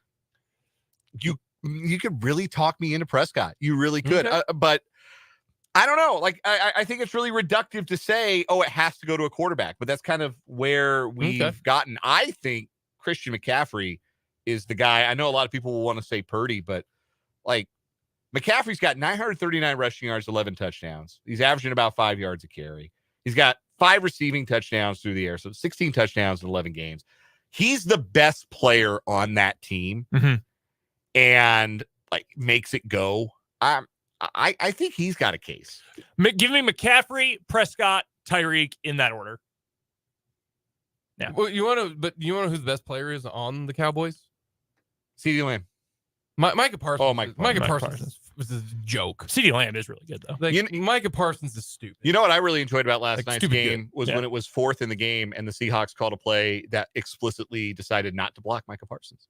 Well, did you see the breakdown is that the running back is supposed to go into the flat there and you dump it off to the running back because that's Parsons' guy. Yes. But the problem is Micah Parsons is 6'5" and runs a 4.3, and DJ Dallas is as slow as me. He's your 3rd string running back. And he got to Geno before, was it Dallas? Yes. Got even like his head. Well, the other thing, too, is that DeMarcus Lawrence blew up the right side of the line and pushed the blocker into Dallas. Anytime your thought process is on the final play of a game to not block number 11, that's a take. That's a rough one. I just think that Shane Waldron should be tried at The Hague for his crimes against football. I'm so over the Seahawks, man. They make me so mad. We're in Marvin Lewis hell with Pete Carroll, and I don't have the stomach for staying in that all that much longer. So you got Eagles or 49ers? Give me the Eagles at home. I no confidence in that at all, but I'll take the Eagles. I got the Niners. I think it's going to be this is a close one. I think it's going to be really hard for Philadelphia. Philadelphia's been in 2 15-round heavyweight fights the last 2 weeks. I don't know that they can get up for a third in as many weeks. That's hard. It's in at this home league. though. If this were in Frisco, I'm taking San Francisco all day long. But they're going to get some juice from the Phillies, the Philly fans. So potentially true. I don't know. I just think it's really hard in this league to play 3 marquee games like that in a row and have the juice for that third one at the end. Especially they've got a 2-game cushion. If they lose, their cushion's down to 1, but that's still a cushion this late in the season. I think the 49ers are going to be so amped up for this game. See, I think part of my pick is because I found 49ers fans and players so ungodly annoying after last year's NFC Championship game. Facts. That then? Well, yeah, that's fair. My whole life. I would like to see them lose again, and actually by a lot, so that the whole like, oh, if we'd had Brock, we would have won. Dog, you lost by 4 touchdowns. Was it 5 touchdowns? Like, you got annihilated. I kind of want to see them lose with Brock Purdy by 4 touchdowns to see the reaction. But then see that like empowers Eagles fans, and that's really dangerous. You like Eagles fans? No, I like Eagles fans, but I like Eagles fans. Eagles fans are like the Pat McAfee of fan bases. Like in small doses, I can really enjoy it, but you give it to me every day, and it's like, okay, this is a lot. There's a fratty energy to it that I can't really get behind. I'll take the Eagles just because it's at home, but that's a fun I get one. that. A fun one. Guys, we have breaking news. What's that? Joe Flacco is going to start a quarterback for the Cleveland Browns on Sunday. Who are the Browns? They are playing the Rams in Los Angeles. Take the Rams. I can't wait to see how much this line moves. Take the Rams. It was 3.5 for most of the day. Joe Flacco is starting an NFL game in the year of our Lord 2023. Is PJ Walker hurt? PJ Walker is PJ Walker. Yeah, they're just trying anything. Oh my goodness. They're starting this is a terrible decision. Awful. Joe Flacco. Start PJ Walker. He beat the 49ers. Yeah. Joe Flacco. Yeah, bring Joe Flacco in for three practices and start him. My God. This has nightmare potential. Awful. He can go out, go like 6 for 21 for 35 yards. It's awful. Have a 1,000-yard stare on the sideline while Stafford throws another touchdown to Nakua. I mean, what you're doing here is you shotgun snap it to him and just have him underthrow deep balls all day hunting for pass interference. I'm kidding, but also like not really. Yeah, I mean, that was what he was the best at in Baltimore. That's about right. All right, the other game that I do think has a big factor in this one. And it's not Joe Flacco and it's not LA. There's a lot of stinky games like Indy, Tennessee, the Chargers, New England, Carolina, Tampa Bay. Those are all terrible. Arizona, Pittsburgh is Like- going to be really offensive. But at least Not that involves like a offensive. team that's going to make the playoffs in Pittsburgh. It's Denver and Houston. Yeah. That's that's the second biggest game of this entire Cincinnati and Jacksonville. Not anymore. That would have been really, really fun. But Denver and Houston, the winner of this game, I think you're in the playoffs. I think if you win this game, if you are Houston, and because Houston plays one of the easiest schedules the rest of the way. I mean, it is cake city. They don't play a whole lot of tough teams. And in fact, the Houston Texans' next games are against the Jets, the Titans, the Browns, and the Titans. Then they finish with the Colts. Like, they got a 50-50 chance to win every one of them games. But if you beat the Broncos, who are playing very well at turning over opposing teams, this is a big one for those two teams. And then same way with the Broncos. You look at the Broncos schedule right now. They go at the Chargers. Who knows what happens in that game? At the Lions, probably favor the Lions. But then you go Patriots, then Chargers, and then Raiders. This is a big one for both of those teams. And then if you have the same record, the tiebreaker aspect of this, because do we all think Pittsburgh is going to eventually, do we think Pittsburgh is going to make the playoffs? Yes. Yeah, I do. Okay, so if you think Pittsburgh is going to make the playoffs, then that means there are 2 playoff spots left. And it's going to end up coming down to the Colts, the Texans, the Broncos, and the Bills. Two teams are going to get those 4. That's it. So that's how big this game is. From ESPN Analytics, they give, What do the nerds say? if the Texans win, 69% chance of making the playoffs. Nice. If they lose, down to 34% chance. The Broncos, with a win, they give them 48% chance. So just under 50-50. If they lose, down to 13. It's a huge game. Yeah, huge game. Yeah, it really will swing a lot in that wild card race. Houston's a 3.5-point favorite at home. At some places you can get 3.5. Some places, a lot of other places, it's down to 3. Which, home team getting 3 is kind of the we don't really know what to do with this one line from Vegas, where they really kind of see it as a toss up. The one thing that Houston doesn't really do is turn the ball over. They've only turned it over 11 times in 11 games this year. That's the thing that Denver has built this winning streak around, is turning the other team over a bunch. So something's got to give, right? Either Denver, picks off Stroud twice, forces a couple of fumbles, +3, +4 in the turnover department again, and they can win. Or if they don't, can they drive the ball down the field on the Houston defense? And I'm not sure they can. By the way, do you know who has the longest playoff drought in the NFL? It's the Denver Broncos. Yeah. It is not. It is the New York Jets. Yeah, right. Jets. Number 2 is the Denver Broncos. Yeah. Okay. 7 years since they've been to the playoffs. Oh, don't I know it? Who? Don't I know it? Denver? Yeah. Yeah, 2015. Yeah. They won the 26. Super Bowl. Yeah. Sorry. Yeah, they haven't been. 2016 started the drought. Super Bowl yeah. 50 was their last playoff game. Yeah. That's pretty funny. Sold their souls for that one. Jets been Hey, rings are rings. just been there for 2011.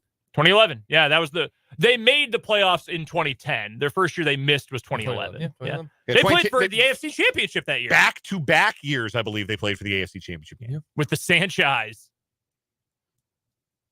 Maybe Rex Ryan was secretly an awesome coach all this time. No. Defensively, he had it going defensively. Yeah. That's what those Jets teams had. Bart Scott. Couldn't wait. Let's think about the old days, though. The old days. Yeah, the old days, yeah. Coming up next, we've got On Second Thought, and then we'll talk with Matt Derrick.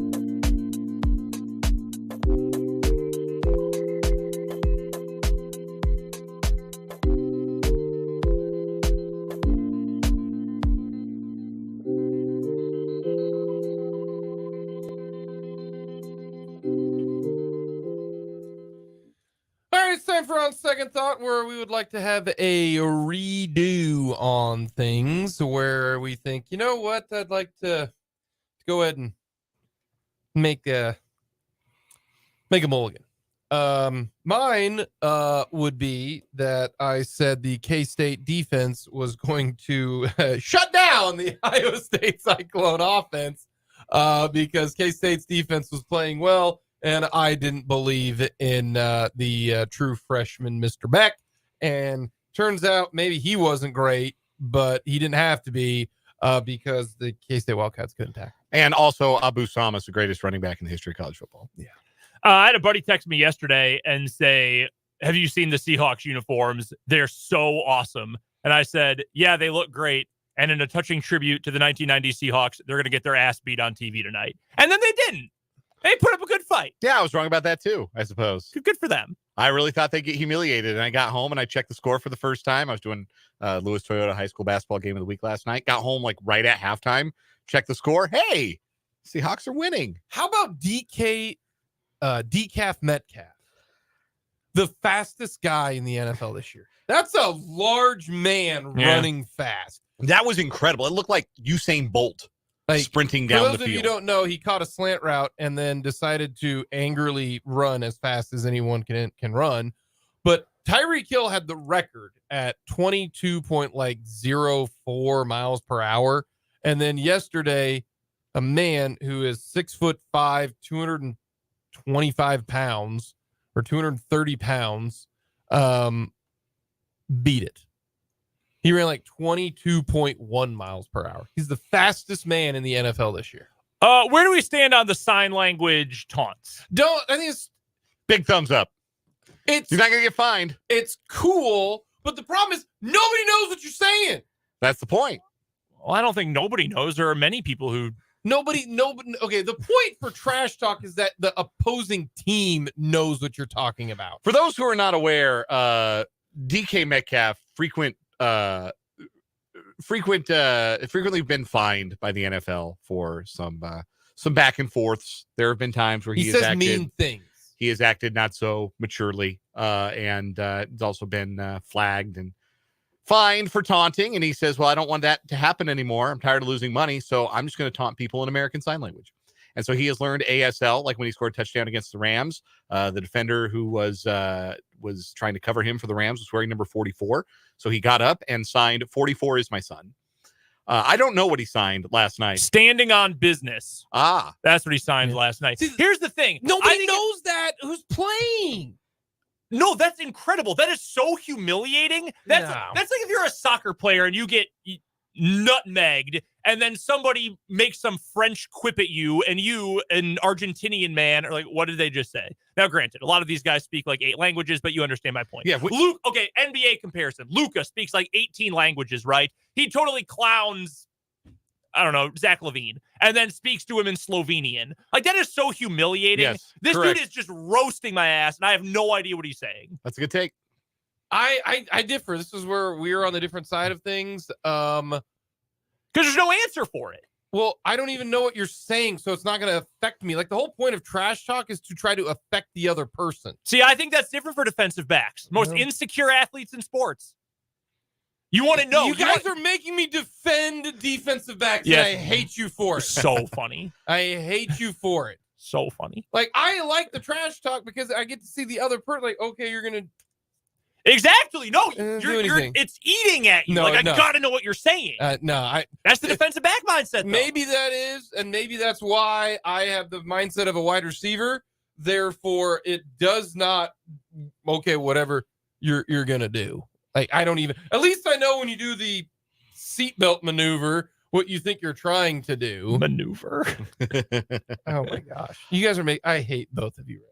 I got a couple odd second thoughts I need to run through. Basically, all of my takes that were wrong about Big 12 football. I thought Neil Brown was be lucky to survive the season, and West Virginia went 8-4. Pretty impressive. 8-4. I thought the game had very clearly passed Mike Gundy by, and they're playing on Saturday for a Big 12 championship. I thought that Dana Holgerson would be lucky to survive the season. Hey, score one for me. I thought Cincinnati was going to be cheeks. Got that one right, too. But on balance, yeah. What'd you think of Texas Tech? Were you thinking they were going to have a good I year? thought Texas Tech was going to be a real conference contender, Yeah. and they went 6-6. So 3 against 2-4 for my on second thought today. I really believed Joey McGuire. I really believed, and I still kind of believe long term. I just think the pendulum swung the other way on close games for them. If they won at Wyoming and finished the job, like imagine if they'd beaten Oregon, because they had a real look at beating Oregon, I think in week 2 or week 3. Like that's a very, very different college football season, but also a very different season for Texas Tech. You can totally be on the Joey McGuire train for next year, because next year I am so excited for Big 12 football next year. Holy cow. Texas, Oklahoma ain't going to be there. Well, I am excited for that. Spencer Hall of ESPN and other outlets has long said that the Big 12 is like a saloon fight in the wild, wild west, where it's just a total free for all. Somebody's getting hit with a chair. Somebody's face is being dribbled like a basketball into the piano. That's going to be the Big 12 next year and every year. I can't wait. Awesome. Yeah, really, really will. Coming up next, Matt Derrick joins us to talk a little Chiefs football.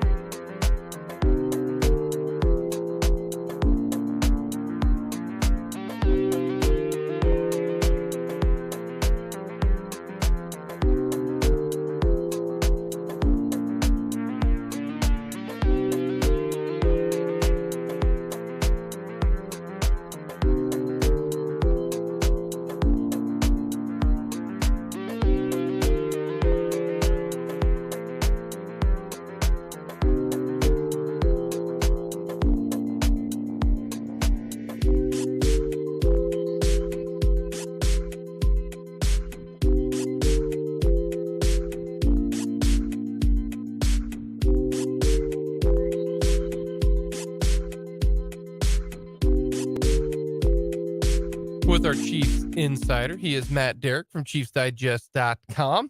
Follow Matt on Twitter at Matt Derrick. Matt, got a holiday/Christmas question for you. Are you ready?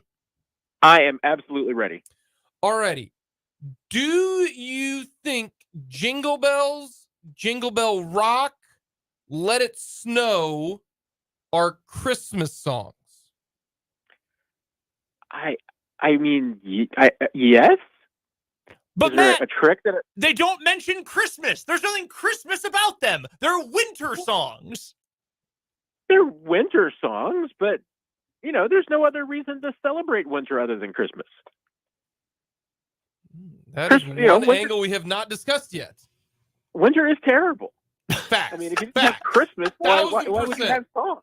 Matt, can you be on the ballot? I'm going to vote for you now.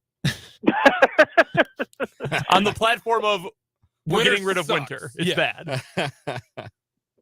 I mean, there's a fair question there because there are a lot of things that, especially like religious songs that we count as Christmas songs that, or at least, they did when I was a kid because, I grew up in the buckle of the Bible Belt.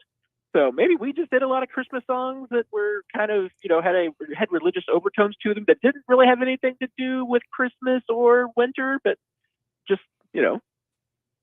I don't know. I am very intense about this take. Yeah, we found that out. I'm not I don't think they're bad songs. Jingle Bell Rock, fine song. I'm just saying it's not about Christmas. It's about bells. You can jingle a bell anytime. Well, I mean, you can jingle a bell in July, but you don't. There you go. But you don't listen to Jingle Bells in July because it's a Christmas song. Counterpoint, like rocking around the Christmas tree. You're rocking, and there's a Christmas tree. Boom, Christmas song. Well, but nobody listens to Jingle Bell Rock in January. But we could. But we don't. But we don't. Social after constraint Christmas. says we don't. That's a social construct. That Be the doesn't matter. change you want to see in the world.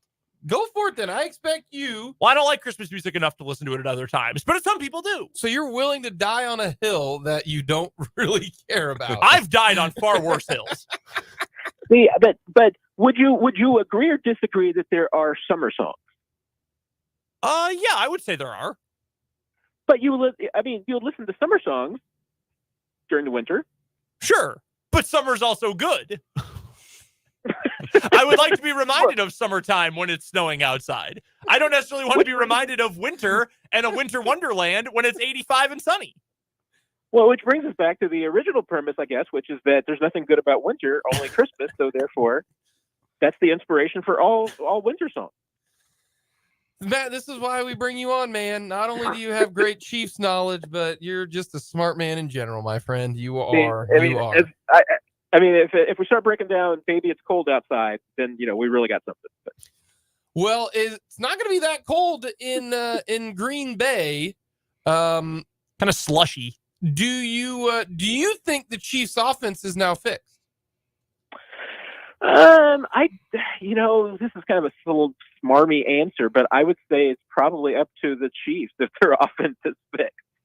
They just have to keep doing what they did against the Raiders, which is, for them, it's ball control offense. I don't think it would be ball control offense for everybody, because for a lot of teams, ball control offense would just be running it 30 times and throwing the ball 2 yards downfield. But, for the Chiefs, working the intermediate part of the field, the short part of the field, using the running backs pretty frequently, getting the ball to your playmakers in space behind the line of scrimmage. That to me is, the Patrick Mahomes version of ball control offense. And as long as they do that, I go back to what we talked about last year. When this offense performs that way and does what it's good at, I don't know there's anybody that can stop it. It's just when they get out of character, when they try to push the ball downfield too much against defenses that are bracing for it and make too many mistakes, they're going to get beat. But they execute a game plan and call a game plan like they did against the Raiders.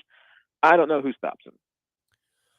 Alrighty, the wide receiver snap counts were severely structured to about 3 guys last week because of injury. Well, Kadarius Toney's going to be back. No McCole Hardman. Do you think that the Chiefs have found kind of their 3 guys, or with Toney back, you kind of wait and see? And do you think this is now the time where that they will start to target Rashee Rice, second most behind Travis Kelce every single game from here on out.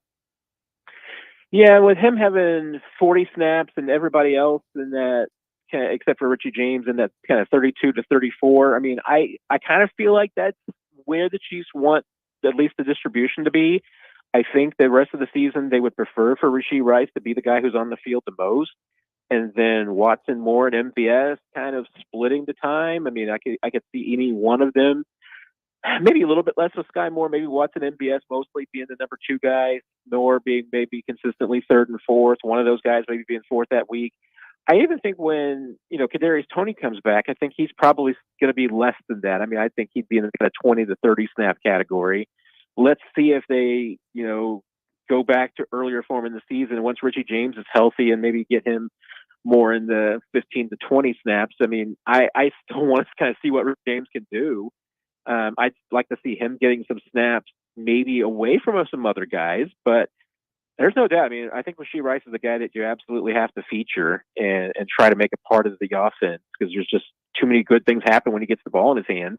But the other guys, yeah, I mean, I think that's kind of the way you want it. I mean, I think you want them in a tier below him and probably a little bit game plan dependent and defense dependent about who gets more of the targets that week. We're chatting with Matt Derrick, who covers the Kansas City Chiefs for ChiefsDigest.com. Head to the website for all of Matt's fantastic coverage of the reigning Super Bowl champions. You can find him on Twitter as well, at Matt Derrick. It's our Chiefs insider on the Fleming Place Wine and Spirits hotline here on 580 Sports Talk. And I wanted to follow up about Richie James, Matt. What do you think he can do? I mean, it's a little bit late in the season to get really acclimated. I know he's been with the team this entire time, but what do you think he can add to this offense should he get a higher snap count share going forward? Yeah, and we really I didn't think you got to see him fully at his best during the first couple of games of the season because he was still, even at that point, kind of an afterthought. And maybe he was pressing a little bit along with the entire team because I think he had a drop in there, only had 1 catch, I think maybe 3 targets. Wasn't really used, but during training camp and even during the preseason, I mean, I think you saw what he can be. I kind of started to understand why he didn't have a role in San Francisco because I saw him doing kind of a bunch of diet Deebo Samuel things. Not as good as Deebo, I mean, because that guy's clearly in a different category, but he had a lot more acceleration, a lot more agility, a lot more juke than I thought that he had. And last year in New York, he showed as a guy who can catch just about everything, and his hands were very good in training camp. The question, I guess, is really going to be about those 8 weeks is how much rust is he going to have? Can he kind of pick up where he left off as far as learning the offense and being comfortable with the routes, and especially now that the Chiefs are kind of, you would think, changing things up a bit as far as just trying to counter these zones. But Richie James is the kind of guy that you can work with a short passing game. You can get the ball behind the line of scrimmage. I think he can work over the middle near the line of scrimmage and work out of the slot. To me, just getting the ball to him in space is a really good play. And I think he can do things with the ball after he gets it. It's just a matter of fitting him in there. But right now, the Chiefs have a lot of guys who kind of fit in that. I think they want to do that with Sky Moore. I think they're clearly going to want to do that when Kadarius Toney's in there. So maybe it's going to be hard for him to find the looks and snaps. But I think that he can, and maybe he's a diet Kadarius Toney too, but I think he's a Kadarius Toney that's not going to be in the shop as much. I mean, Toney might be a Maserati, but the injuries, especially this year, have just been a problem for him. Jordan Love has been heating up recently for the Green Bay Packers. He's probably played his 4 best games of the season in the last 4 games, especially this past Thursday, Thanksgiving Day, against the Detroit Lions. From what you've seen of the Packers starter, Matt, what do you think the Chiefs need to take away from his game to neutralize him a bit? Well, I think one is that you definitely have to take away his run game, because if he can't lean on A.J. Dillon to take some of the pressure off and consistently get them some yards, that hurts Jordan Love. I think just the more you can put on his plate, the more you can force him to throw the ball. That's what you want. I mean, he's had 4 pretty good games in a row, but in each of those games, Packers went over 100 yards. And, against the Rams, they had like 184. But this is a 500 team with a game manager quarterback. So what do you want to do with Love? You want to put pressure on him. You want to force him to make mistakes, and take away his ground game. You do that, and I think you can keep this offense in neutral. Our guest is Matt Derrick of ChiefsDigest.com, our Chiefs insider.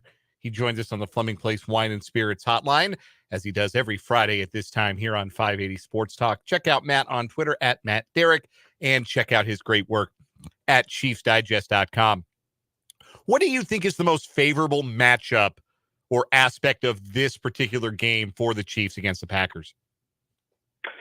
I mean, to me, I think it is running the football. I mean, obviously that's not necessarily the Chiefs' biggest strength, but the Packers defense is just not very good on the ground. I mean, they're a pretty good pass defense. They're in the top 10 of a bunch of categories, but they give up a lot of yards, and they give up almost 4.5 yards a carry.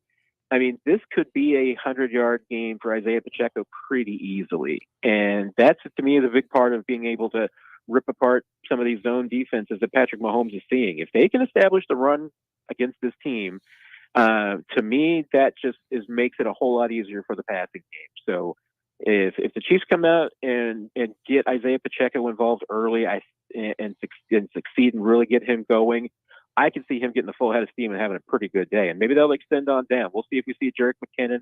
He's questionable this week. But even Clyde, I mean, Clyde's had some moments. And I think if the Chiefs can, against this defense, if they can get both Pacheco and Clyde going, then I think this will be a long day for the Packers. On the flip side of that question, what could happen early on in this game or in the first half of this game that might make you think, uh-oh, I don't like the vibes. I don't like the direction this thing is trending. What is something the Packers could do or the Chiefs could fail to do that would give you some concern? Yeah, I mean, Antonio Pierce kind of put the plan out there with what teams have been doing against the Chiefs. And honestly, it comes to things that we've been talking about, I think, the last few weeks, is that a lot of teams' philosophy now has been just keep Patrick Mahomes in the pocket. I mean, that seems counterintuitive, but, one, they don't want him getting out to the side, extending plays that way. They just want to keep him hemmed into the pocket because right now, a lot of guys haven't been getting open against these zones.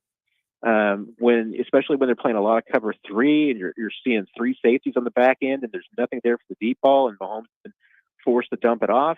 What you see is that there's a correlation between how long Patrick Mahomes holds on to the football and the Chiefs making mistakes, whether it's been penalties, it's been turnovers, whatever it may be. The philosophy right now is if you can get Patrick Mahomes to hold on to the football, something bad's going to happen for Kansas City. And the Packers have a decent pass rush. Rashawn Gary's a good player. They can get after you. Kenny Clark's a good interior guy too. So they've got the ability to put some pressure and, and really collapse that pocket. If you can do that and just make sure that Mahomes doesn't escape, I think that's what they're hoping for. And hoping that they can create a couple of turnovers or just, some penalties that are going to kill some Chiefs drives. But that, to me, I think you're going to see that being every defense's plan until the Chiefs consistently beat it. Matt Derrick from Chiefs Digest joining us here on the Fleming Place Wine and Spirits hotline. All right, Matt, give us your prediction for the game. I mean, I do think this is a pretty favorable matchup for the Chiefs. I think they match up well, both offensively and defensively. I do have faith that they are going to stick with the plan that worked against the Raiders last week, that it's going to continue to be a lot of short passes and establishing the run. That is a winning scenario. If Mahomes completes 70% of his passes or more, doesn't turn over the football, Chiefs are going to win. And I think that's going to be their intention this week. I do like the Chiefs defense matching up against the Packers offense. I especially with Spags' ability to put pressure on the quarterback. You put pressure on Jordan Love, and I think you can force him to make some mistakes. So I don't think the Packers can get a lot going offensively, but I think the Chiefs can. I wouldn't be surprised if they outperformed my expectations, but I'm going with the Chiefs 24-13. If the Chiefs offense cooks again, are you willing to say that the Chiefs offense is back?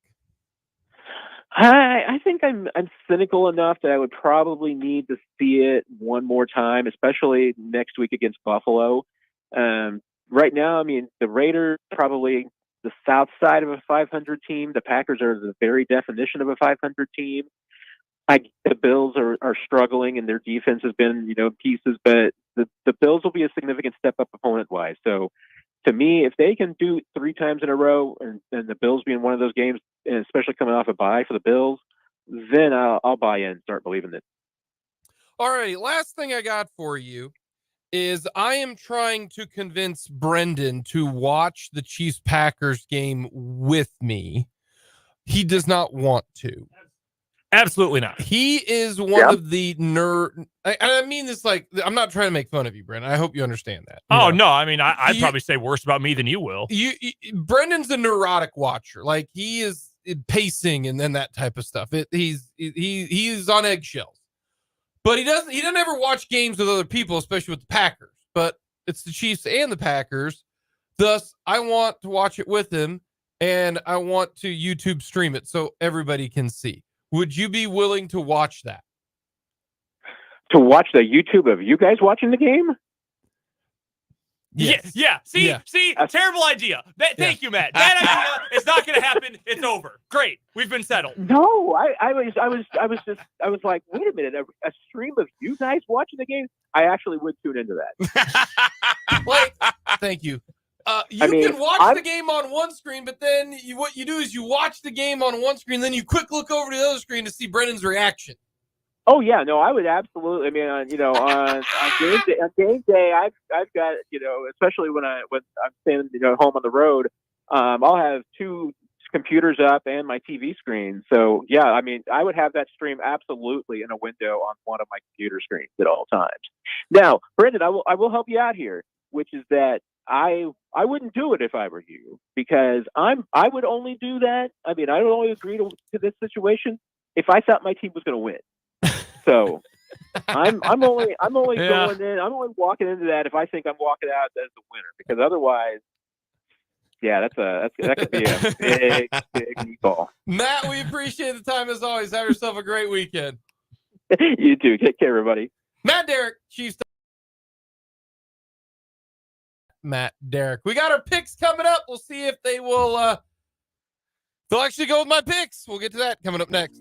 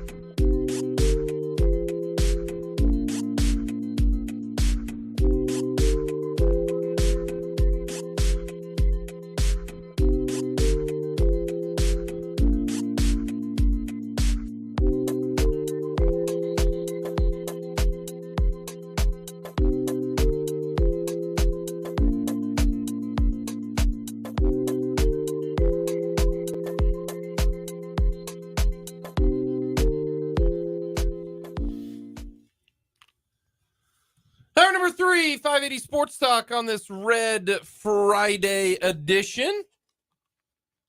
Thanks for stopping by and chatting with us. Jake LeBon along with Brendan Dworzinski, Dan Lucero with you. Let us know your thoughts. Hit us up on our text line, 785-272-9429. Go to our YouTube page. Go to youtube.com. Type in 580 Sports Talk. Very simple, very easy. Hit the subscribe button and you can interact with us. Love to get your thoughts on this Red Friday. Chiefs Packers coming up Sunday Night Football. Sunday Night Football, Chiefs Packers. Brendan already getting nervous. I'm not. I've expected this to be a loss since the schedule came out. But you told me you don't like you're nervous during games though. Is that different? Oh no, like 7-19, I'm gonna wish I had never been born on Sunday night. But right now, I feel fine. Yes, the level of confidence or lack thereof may change going into a game, but once like they line up for the kickoff, it always feels the same. The existential dread is always there. Like the week-long buildup of misery is for games with higher stakes than this one. Like that game in which you were like, oh, the Packers are going to beat the 49ers into bits, so you have nothing to worry about, and then they lost. I haven't forgotten about that. Like, I was miserable all week. Like, yeah, on second thought, that was wrong. I genuinely was uncomfortable all week leading up to that game. Hey, in fairness to me, I didn't think Aaron Rodgers would play his worst game ever. It wasn't great. It was, in fact, quite bad. You want to know what is great? And, in fact, quite not bad. In fact, excellent. What, Jake? The Washburn women's soccer team destroyed the Emporia State Hornets soccer team. I thought you were going to say your picks record. Not going to lie. I apologize. No, he'll get there. Don't worry. This is way better than my picks record. Yeah, this is great. The Washburn women's soccer team stomped Emporia State 2-1 in the Sweet 16 today in Ashland, Ohio. The Washburn women led 1-0.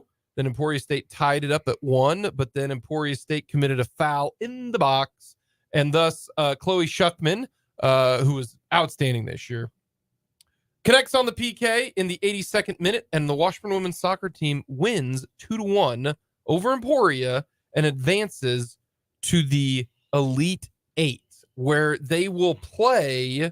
Did Ashland win? Are we thinking Ashland ended up winning that game, or are they playing right now? They might have the later game. Let's take a peek at the Ashland Eagles schedule. They play tonight, 6:00 Eastern time, 5:00 Central time, against Grand Valley State. Grand Valley State's not ranked, but they were receiving votes in the last D2 women's soccer poll. So instead of saying like number 1, number 2, whatever on Ashland's schedule, it says number RV. RV. So it looks like Norv. Yeah. So Norv Turner playing in this game. Washburn will play the winner of Ashland versus Grand Valley State on Sunday. Ashland, I believe, is what, number 2 in the country? Yes. Yeah. They have not lost yet this year. They are 19-0-4. And Washburn is advancing to the Elite Eight. They've never made it this far. Technically, they did lose. I mean, it's officially a tie, but they lost on penalty kicks in their tournament final against Northwood in the tournament final of the Great Midwest Conference. True. I mean, some chinks in the armor there for Ashland. They have won 3-0, 2-0 their last 2-0, 3-0 the last 2 games before Grand Valley. So, which in football terms would be like 49-0. Yeah. So that's awesome though. Congratulations to the Washburn women's soccer team. If they win Sunday, then they're in the Final Four. Or in soccer, do they do something different? No, they're calling this the Elite Eight. Yeah. So they'll be in the Final Four then Thursday in Chattanooga. So I'm looking at the Wikipedia page for Ashland University, and they have like a separate page for their list of notable alumni. Not really all that noteworthy. The guy who played Kevin Costner's character's dad in Field of Dreams went to Ashland University. If that's the best you've got is somebody's dad in a movie, that ain't good. They've got a gold medal winning pole vaulter, Katie Moon. Yeah, that's legit. Adam Shaheen, Yes. former Chicago Bear. The original Baby Gronk. Yeah. You know what is notable about Adam Shaheen's career? He sucked so bad. It was short. Absolutely dreadful player. Now, we have to remember this because we have been told that Adam Shaheen compared to other football players, he's so much better than them. But relative to NFL players, he was not good. Right. Yes. Because someone wanted to let us know that, hey, he made the NFL. He's actually really good. Relative to me, we understand that. Yes. We understand that. Like, I would pick him for my flag football team. Yes. So that's awesome, though. Shout out to the Washburn women's soccer team who will be in action on Sunday. No shout out to Adam Shaheen. Much like Adam Shaheen to us when it comes to football is like me to you guys and picks. Told you so. So here, I'll just give you my picks and then we'll just move on to what is wrong with you because I'm winning. Well, you're gonna have like 10 minutes airtime to fill then, so that's on you. I am 40, 20, and 3. The 67% winning percentage, mind you. So Jake's gonna take a side gig with covers.com at this rate. Let me run some numbers real quick. Do your spiel. Alrighty. I am going with don't like any of these college games, to be honest with you. Championship Saturday is a tough game to pick, to be honest with you. I just can't think that Oregon's going to beat Washington by 10. Do I think Washington can win? I do. I do think Washington can win. So if I think you can win, I'm going to get the points and you're going to give me 10 or 9.5. I'll take it. So I'm going to take Washington to cover the 9.5. That's tonight. Oregon's really good. The thing that's scary is Oregon's defense. Oregon's defense is really good. And that's what concerns me about this game. I'm concerned with Oregon's defense and the combination of the fact that Michael Penix hasn't looked like himself since the first Oregon game. So, like if I knew that it was going to be that with that Washington offense, I would take 9.5 gleefully. Yeah. Now, Washington doesn't have to, if they win, they don't have to win by double figures, but I think it is worth asking, when is the last time Washington won a game by double figures? No, it's been a minute. It's been a while. Do you know? Was it before the Oregon game? It was September 23rd. They have not won a game by more than 9 points since then. Yeah. They squeaked by. They have. I guess they beat. Okay, I got bad information. They beat USC by 10 on the road, but I mean USC was a big fraud, so nothing more than 10. I'm just 10 points a lot. So I'm going to take in a rivalry game. I'm going to take Washington, and then SMU's quarterback is hurt, and he's really good. So I'm going to take Tulane, and I'm taking the Fighting Willie Fritzes. Yeah, Preston Stone broke his leg in the regular season finale. And he was really good. The SMU offense was fantastic this year. But I'm going to take Tulane to win just because both defenses are pretty good, and Tulane's got their quarterback. SMU done. I don't know how many points SMU is going to score. It's going to be Tulane minus 3.5. I'm going to go with two really big spreads for my picks. Michigan, that line is down to Michigan laying 21.5. I will take that. I don't know what Iowa's going to do in this game. I'm not even taking the Iowa under in this game because I'm worried Michigan might get there on their own. What is Iowa going to do with Michigan? Happened 2 years ago. A Michigan team that is, by the way, PO'd with Jim Harbaugh back on the sideline. Like, he is going to open up a can on Iowa.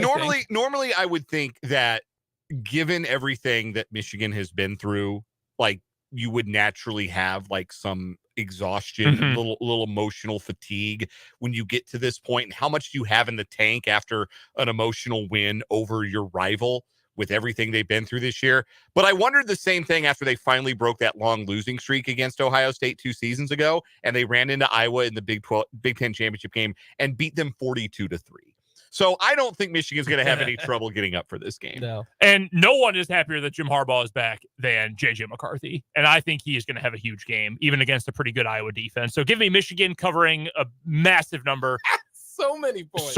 That's down. It opened at 23.5 in some places. Well, so the the total is what, 35.5? Yeah, 30. That might have gone down too. The implication is that Vegas does not think that Iowa, 10-2 on the season, playing for a conference championship, will score a touchdown in the conference championship Well, game. 34.5. Yeah, the team total is 6.5 for Iowa. That's very funny. That is Well, maybe extremely they think funny. they'll score a touchdown and miss the PAT. Did you see the trivia question? I don't know if you guys watched Iowa, Nebraska. Oh, I did. Oh, that was hilarious. It was one of the funniest football games I've ever seen. It was glorious. The Aflac trivia question was for, like, what's the most wins since 2000 by a team that has failed to average more than 250 yards per game on offense? I imagine it's this year's Iowa. Well, yes, this year's Iowa is 10-2, but before that. Oh. And the most wins by a team with this bad an offense, the George O'Leary UCF Knights of 2001, who went 4-8. Wow. That's pretty funny. Let's see. You got Iowa. And you I got who else? I'm going with the Pokes. I'm taking Oklahoma State plus 14.5. I don't That really think they're going to win, but 14.5 is a lot for a conference matchup. So I'll take OSU. I do think Texas wins outright, but I think it's within 2 scores. Alrighty, Dan. What do you got? So I'm going with a couple of G5 conference championship games. Sun Belt final, Troy laying 5.5 against App State. I think Troy's defense is awesome. And I think they're going to open up a can on the Mountaineers, who I think have kind of muddled their way here. Troy, I think, is genuinely good. And I think they're going to handle App State. And then I got UNLV plus 2.5 in the Mountain West Championship game against Boise State. UNLV is playing at home. The game is at Allegiant Stadium. It is literally a home game for them. And Boise State, I know they played well down the stretch, earned their way here, but they're a 7-5 team. UNLV won 9 games. I think UNLV is going to be able to handle them. Barry Odom had a good year. UNLV. For the NFL, I think the New England Patriots stink.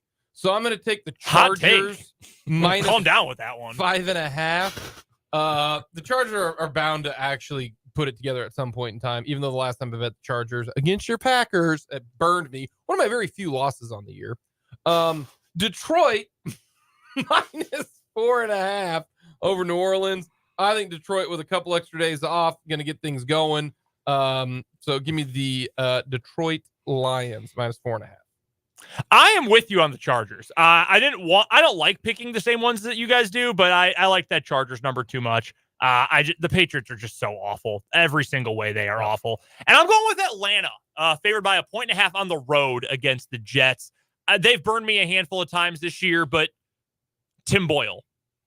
And that's really all I need. Is this like your worst thing ever? Desmond Ridder against Tim Boyle. I mean, I'd rather watch it.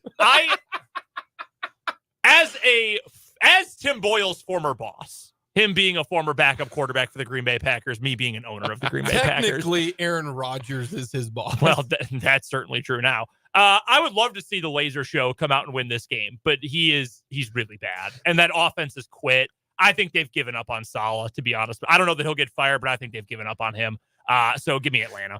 So there's a lot of talk about why Tim Boyle is in the NFL, because as a Division I FCS or FBS quarterback, he had a career mark of 1 touchdown to 13 interceptions. And he also had more interceptions than touchdowns in his lone year as a starter at Eastern Kentucky.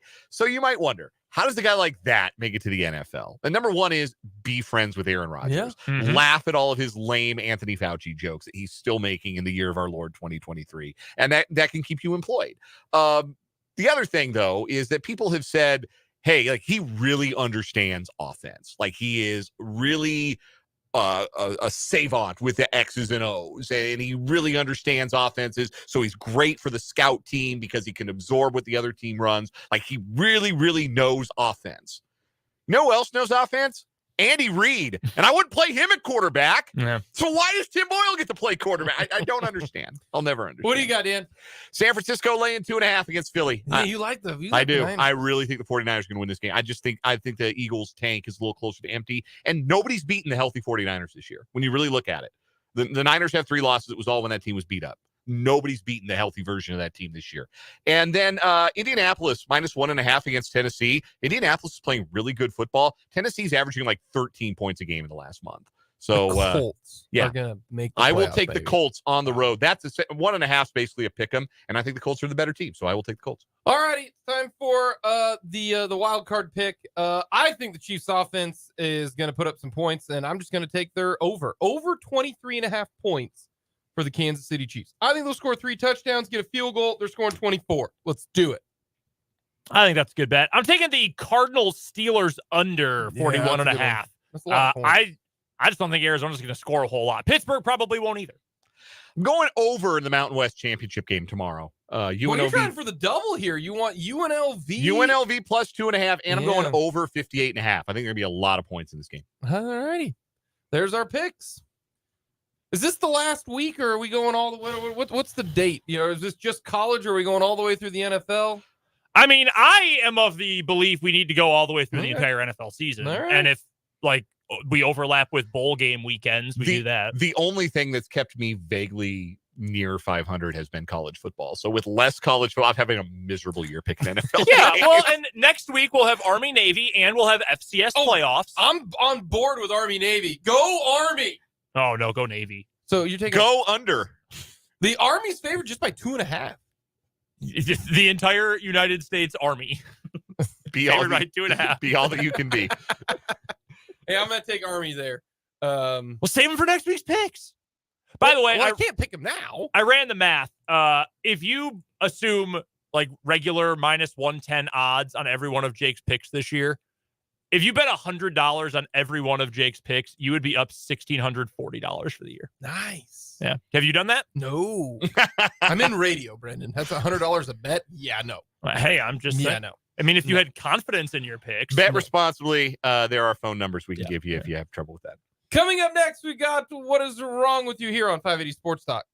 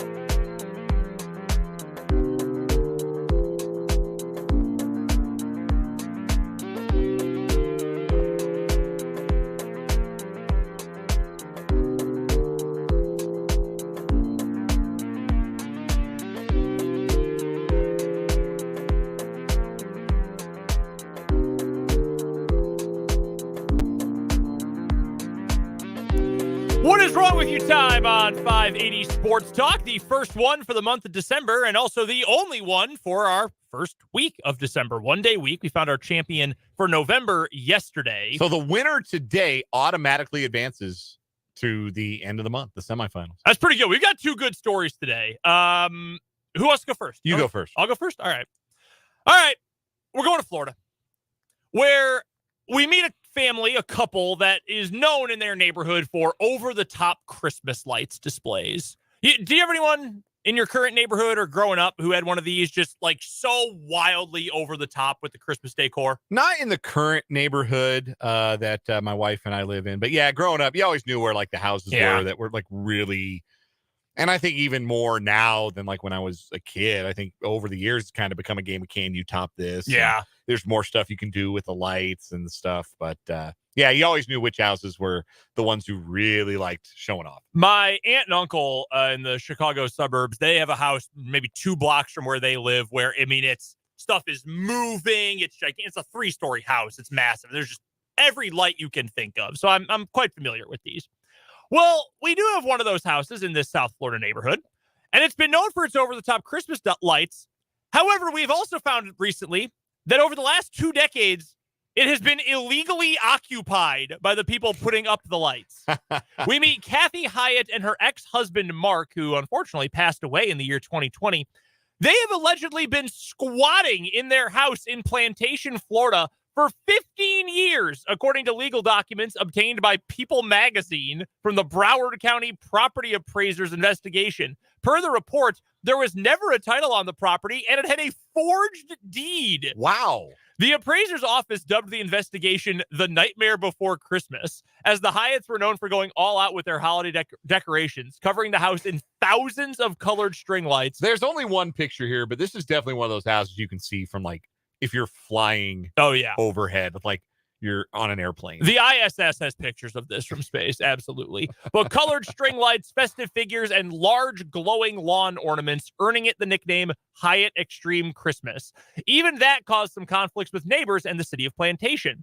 Quote, there were some legal issues and complaints between the city of Plantation and the Hyatts that stemmed from the Christmas lights situation, according to Vivian Gillenall, crimes against property investigator at the appraiser's office. Marty Keir from Broward County said his office is seeking justice for the taxpayers. I'm proud of our crimes against property team for shining the light, no pun intended, I'm sure, on the fraud that took place, as I am hopeful it will bring the innocent victims a little comfort. Further, our office is rightfully back taxing the property in the amount of thousands of dollars, as our Broward County taxpayers are also the victims of fraud and deserve to be made whole. So, who owns the house? They don't know who owns the house? No one, apparently. There's no title for it. There's no real deed. How did they manage this? While the statute of limitations are up for any criminal charges, according to Gallinall, there is now the issue of who rightfully owns the home. Quote, that part is being sorted out, and we're attempting to determine that, but that takes some time. I think if you squatted in it for 15 years, it's finders keepers, baby. Yeah, is there no like common law home ownership law in Florida? Kathy Hyatt declined to comment on the matter in People magazine. See, if I were living in a place that I was not supposed to be living in, I would simply not call attention to it by making it the Christmas lighthouse. See, that's where I am. Why not do this? Because the more, and especially after people start saying, hey, you're really pissing me off with your lights. I'm mad that you have all these lights up and you're blinding me while I'm trying to sleep. Cut it out. I would probably cut it out before I angered my neighbors, because if you know anything about angry neighbors, especially ones in a place like Florida, they're going to dig up some dirt on you or maybe like blowtorch your house. Either one. It is Florida after all. I would not want this to be discovered that I am not supposed to be living in this house. No, I would be keeping the low profile. And not, you can see my house from 4 states over. Yeah, it is wouldn't wild. want to call any attention to myself. Can we save this image and post? No, there's a downloading as a weird file. Okay. Just know the wildest, most ostentatious Christmas lights house you can think of. That's what this house looks like. Yeah, that's wild. All right. I don't have a setup for my story today. I'm just going to go right into it. The Ohio Supreme Court suspended an attorney who defecated into a Pringles can and then tossed it into the parking lot of a crime victim advocacy center. Criminal defense attorney Jack A. Blakeslee's Is conduct. this an AI headline? No. Jack A. Blakeslee's conduct called into question his fitness to practice law, the court decided. Blakeslee's defense? He said he didn't target anyone, but had a habit of putting his feces in Pringles cans and randomly throwing them from his car. He claimed he pulled the Pringles prank at least 10 times that year. But the court didn't buy it and said Blakeslee purposely chose the Haven of Hope in Cambridge as his drop zone. Surveillance video captured the incident back in November of 2021. Blakeslee had known the victim advocates at the center for years and was scheduled to see them in court 15 minutes after the Pringles deposit. At the time, Blakeslee was representing someone accused in a capital murder case. The court has decided to suspend Blakeslee from the practice of law for 1 year, with 6 months of that suspension stayed. Blakeslee has been an attorney since 1976 and had no prior disciplinary action against him. So he pooped in a Pringles can and he tossed it at a crime victim advocacy center. And his defense was, actually, I do that all the time. That's just a fun little prank I like to pull. I don't even know where to begin with this. Why? Why would you do that? Why would you risk making a mess all over everything? Like, you've eaten Pringles. We've all Many times. We've all enjoyed the pleasure of a Pringles chip. By the way, if you've ever wondered, the shape of a Pringle is mathematically known as a hyperbolic paraboloid. Oh, So that's the shape okay. of a Pringle. Nice. That's good to know. So, Man, I like, could go for some Pringles right now. Yeah, Pringles are delicious. They are. Yeah, the fun doesn't stop. It's not like a huge target for you to hit with your own feces. I mean, it's big enough, but I mean, you got to have a lot of aim. yes, Like, you got to really trust your aim and a steady hand. And then I'm going to throw this into the parking lot. Like, hey, man, that's not cool. Victims Advocacy Center, like, they're doing like good work. They're trying to advocate for people, probably a nonprofit, probably the people that work there maybe aren't getting paid a lot or at all. Maybe they're just volunteers. And you're going to sabotage them like that and then say, actually, they were just randomly targeted because I'm the Pringles poop guy. That's just something I do for kicks. He's been an attorney since 1976. Firmly and old enough to know better. Yeah, I'd say. How old are you if you go to law school straight after you get your bachelor's? If you go straight to getting your JD, what are you, like 25, 26 when you become a lawyer? I would say so. So yeah, he's probably born 1950. 1950 so yeah, we're or so? talking about somebody in his 70s. I mean, this is horrific.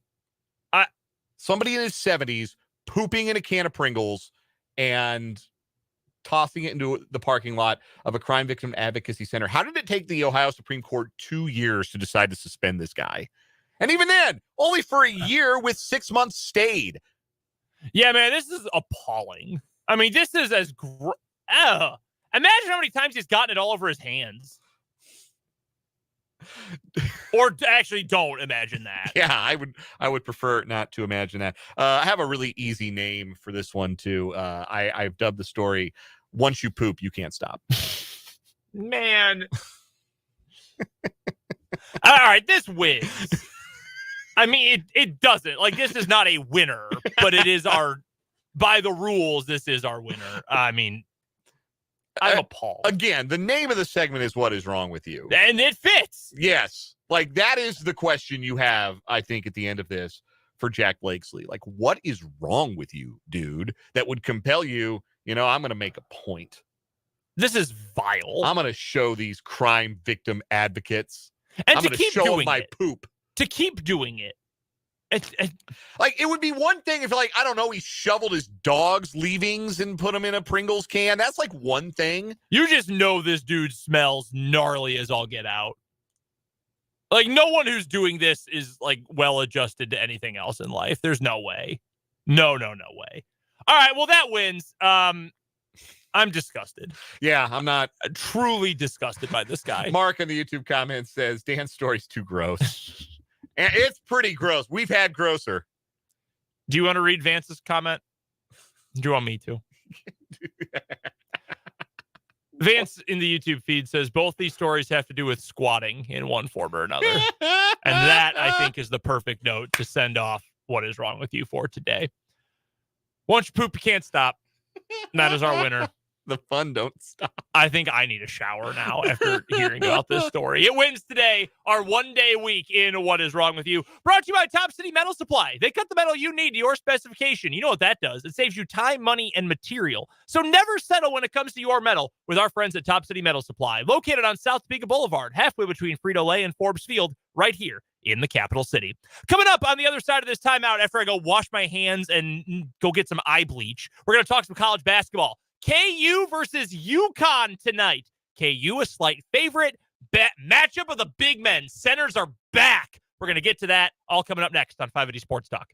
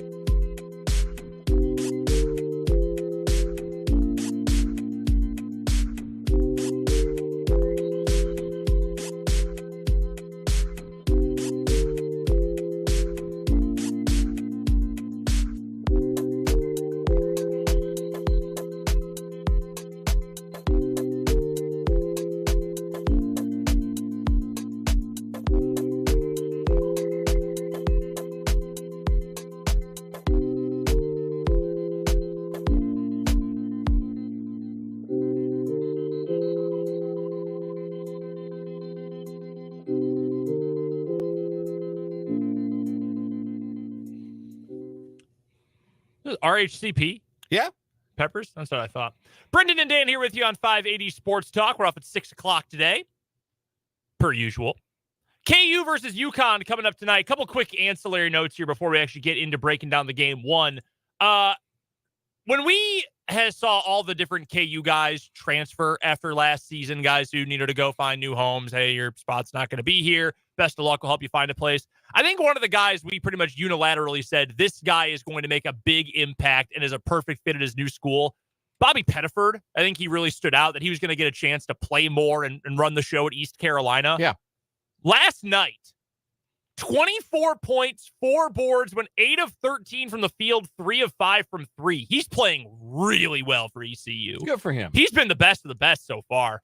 Other than, and he didn't transfer last year, he transferred 2 years ago, or 3 years ago now, Tyon Grant Foster has been unbelievable at Grand Canyon. And he's a great story, too, because, of course, initially, well, one, he's a KCK kid. Yep. Kansas City Schlegel kid. And ended up at Kansas, and it didn't quite work out. He transferred to DePaul, and then he had a medical episode, just about died. Yes, at halftime. Yes, at halftime of a game, collapsed and flatlined. Like, they had to bring him back to life in the hallway between the floor and the locker room of a game. And he has been medically cleared to play. He's at a third school now. He's at Grand Canyon, and he is lighting it up. By all accounts, Tyon Grant Foster, great kid. Just everybody loved to be around him. It just, sometimes things don't work out for basketball reasons, but that's such a cool story for him. And he's one of the top scorers in the country this year. Did you see the video of the campers at Allen Fieldhouse yesterday that went a little bit viral? Yeah, I did. It's a big deal. People, I know about it. It didn't faze me because I went to school there. I know what it's like for these big games. People were going crazy. I also saw some UConn fans like, oh, yeah, what else are you going to do? Go on the farm? Brother, that's not a KU insult. Like, if you were going to insult, like, a land grant school, that's a joke you make. I don't think you know a whole lot about the University of Kansas, if that's your comment. There are plenty of people who come from, farming communities, work on a farm, live on a farm, who go to KU. But yeah, that's not normally the thing people make fun of KU for. No. Usually it's the other school in the state that gets made fun of for that. Little off the mark on those insults. KU UConn tonight. Jayhawks favored by 3.5 at home. Bill Self has been unbelievable. Again, big games at home for the most part during his career. KU generally just really good in these games, and KU's been really good, so that makes sense. Jayhawks are favored by 3.5. The number one matchup in this game is the big men. The big men are back. Hunter Dickinson, Donovan Clingan, for KU and UConn, respectively. I feel like the edge in this matchup has to go to Dickinson. He's played more college basketball. Clingan is a really good player. I know he's got some NBA interest for sure. I believe I saw there's 34 different NBA scouts who are going to be in attendance, or at least are credentialed for this game tonight. So I know he's a good player. I think I would go Dickinson because of the fact that he is just such a perfect natural fit. We've seen him dominate already. We've seen him dominate against good teams this year. Now, UConn, much different kind of team than Kentucky, much bigger. Obviously, they've got Clingan. But I think I'm going with the older guy here and the perfect fit in Dickinson if I had to pick one or the other. Yeah, I think what will be interesting tonight is that Clingan's one of very few guys in the country that's going to be able to make Dickinson really work for offense, right? Like, I still think Dickinson's going to get his. It's not like I'm saying, oh, he's going to go 2 for 12 from the field or whatever it is. Dickinson's going to get his, but it's going to be hard because Clingan's so big. He's 7'2", 280. He is a mountain of a young man. And there's a little bit more, like, and KU takes Dickinson out for like the 5 minutes a game he doesn't play, if that. They go to Parker Brown. They've got other giant dudes. It's not quite like when Clingan was backing up Adama Sanogo last year, but Samson Johnson's 6'10", 225. And the freshman Yusuf Singare is 6'10", 220. So they've got like big size that they can throw and kind of rotate at Dickinson. So what I'm interested to see tonight is Dickinson's role as a facilitator. It's something that Bill Self has talked about through the first 7 games of the season that they've maybe just sort of scratched the surface of doing, is involving Dickinson's ability as a passer. And I wonder if this is a game where his best moments come as a facilitator, setting the table for some back cuts, some open looks, finding shooters. I think that Dickinson's all-around game is going to be so important tonight because it's just not one where I think he's going to be able to get 30 on sheer force of will. I think Clingan's too good to allow that. But if Dickinson has like 6, 7, 8 assists tonight, I'm going to feel really good about KU's chances. I think DeJuan Harris has to be good. And if not good, then he has got to be great on the offensive end. And I think the thing that gives me some confidence is generally when he is called upon to have those moments. I mean, we've seen it in tournament games. We've seen it in regular season, major matchups. He comes through and he makes the plays, and he's willing to be more aggressive on the offensive end. But you've got to get that because in a perfect world, you probably wouldn't have brought Morris in the first place and had that whole debacle. But you would have a more established 2-guard with a little bit more of a pedigree, and you could rely on someone else to be a scorer, and you could mostly keep Harris as your facilitator first, second, and third. KU doesn't have that luxury right now. Elmarco Jackson's still a way away from being that kind of guy. Same with Johnny Furphy, and Timberlake is a big kind of throw up your hands and shrug your shoulders right now. You don't have that other option. I think KJ Adams is, and I'd love to be wrong about this, I don't feel like he matches up especially well in this game with anyone, considering that size that UConn has, considering what KJ's skill set is. I don't necessarily know that he's going to have a huge game tonight. Yeah, I wonder if they'll have him guard Caravan. Probably. Alex Caravan. That might be the matchup. And Caravan's a 3-level player, and that might be a bit of a tougher matchup. But I think KJ Adams up for the task. I think. Oh, for sure. Yeah, I think that might be the matchup. There is Adams on Caravan. I'd be fascinated to see if that's what it is, or if they try and get McCullough on Caravan. But I think on the offensive end, you've got to have someone other than McCullough and Dickinson be really good in this game. Can that be? If Dwan Harris is really good, if he's going to give you 15 points and knock down a couple of threes, okay, KU certainly got a great chance to win this one. If you're essentially a 2-man show, I don't know that you can hang on against a team that's as good as UConn is. Not as good as they were last year, but still a really good team in UConn. So I don't know. I don't feel great about the matchup, but I don't think that means KU is for sure going to lose or anything. I just think it's going to be a tough one. I would not bet on KU to cover 3.5 points. I think it's going to be a really close 1-score kind of game. I think when you're looking for things that favor KU, you start with the building, right? Like you start with, it's Allen Fieldhouse. It's a Friday night. It's at 8 p.m. You might even have people who come in from the volleyball game, so they'll already be fired up and be a little bit amped up because volleyball plays round 2 of the NCAA tournament right next door at 5:30, and that's a big match for former Seaman Lady Vike Cam Turner and the Jayhawk volleyball team after they beat Omaha last night in the first round. So I think the crowd will be a factor. It always is at Allen Fieldhouse, but I think especially tonight, it's going to be a factor. That building will be a factor. And the other thing that I think will be interesting is neither of these teams have shot the ball very well this year. UConn's at 31% as a team from behind the arc. They've got guys who, like Caravan's really struggled from deep, just 31%. Tristan Newton has really struggled, just shooting 29% from behind the arc early this year. So it's not one of those games where you feel like, oh man, there's a mismatch on the perimeter and KU's going to struggle to keep up shooting the 3. Like that's the one thing that I think they can't really do right now, barring some real improvement from that 2-guard spot, is they're not going to keep up in a 3-point contest. But this game isn't going to be one of those, I don't think, especially because UConn doesn't need to lean on the 3 because they're one of the most efficient teams inside the paint in the country. Really quickly, just to interject here while you mentioned her name, how freaking good is Cam Turner? She's unbelievable. I don't know if they've got numbers up in the rafters at Horsesheep, but they should put hers up there. Horish. Yes. Which sounds a lot worse than the way it's spelled.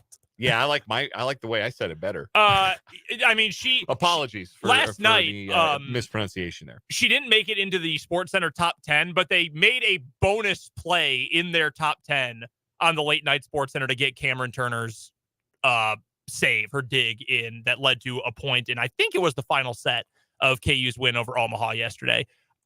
Best setter in the Big 12 this year. I imagine she's going to get some sort of All-America attention, if not some sort of spot on the list.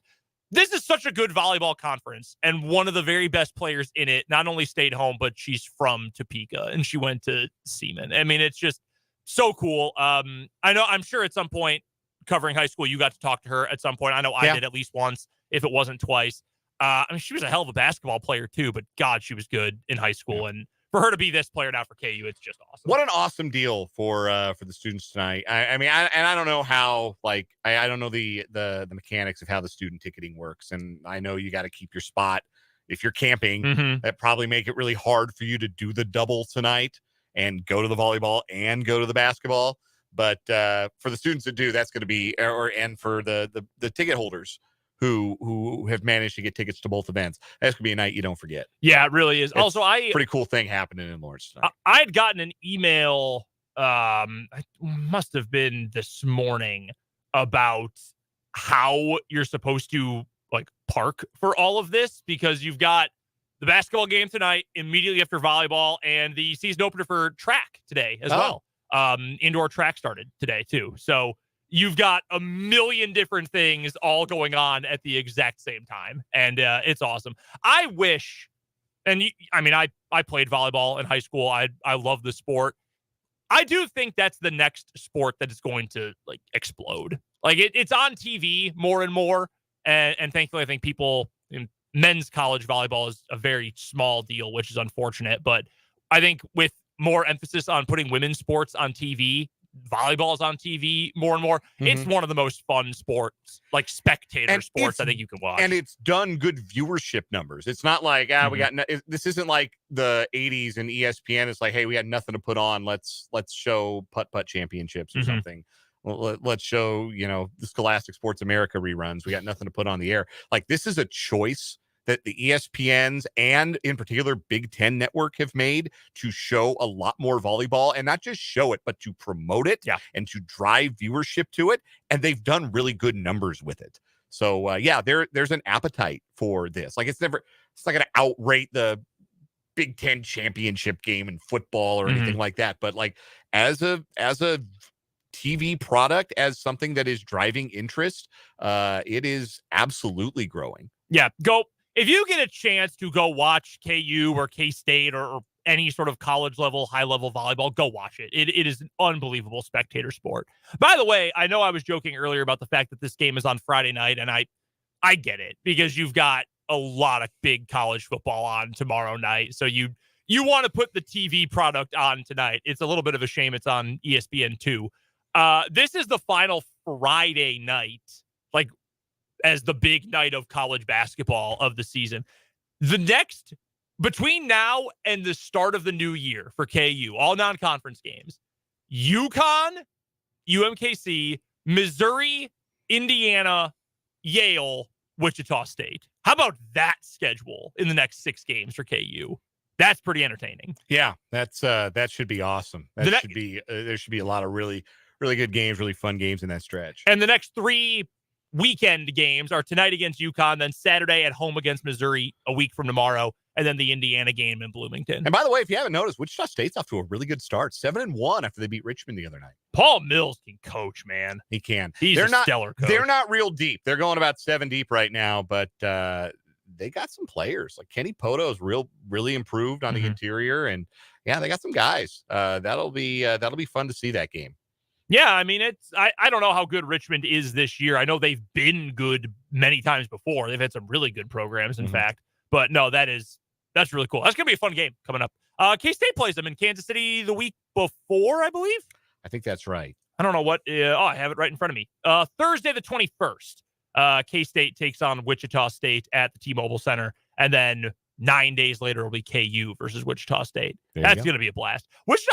I love Wichita State's scheduling this year because they're also playing Missouri. Yeah, shout out to them. Real scheduling. Western Kentucky's been a good program. Richmond's been a good mid-major program. Yeah, no, they had a good schedule for this year. Yeah. No, they've been a fun team so far. That'll do it for the 4 o'clock hour of 580 Sports Talk. Who's winning tonight? You make a prediction. KU 74-72. Yeah, I'm thinking something like that too. It's hard for me to pick against KU at Allen Fieldhouse, even against the defending national champions. I will be at the game. I'm hoping if you're going to the game or are going to watch the game, I think if you wanted to bet on it, you got to kind of hope for that early UConn run, bring the money line down a little bit closer to even, and then you take the Allen Fieldhouse effect on the money line. Wonder what Hunter Dickinson's over-under in assists is. I'm going to have to check on that. We're going to have to play that one. As we go to break. We will get to a break. When we come back, we've got a busy day of 580 Sports Talk headlines. We will preview college football championship weekend, and we will look to some final thoughts on Chiefs-Packers. It's all coming up on 580 Sports Talk.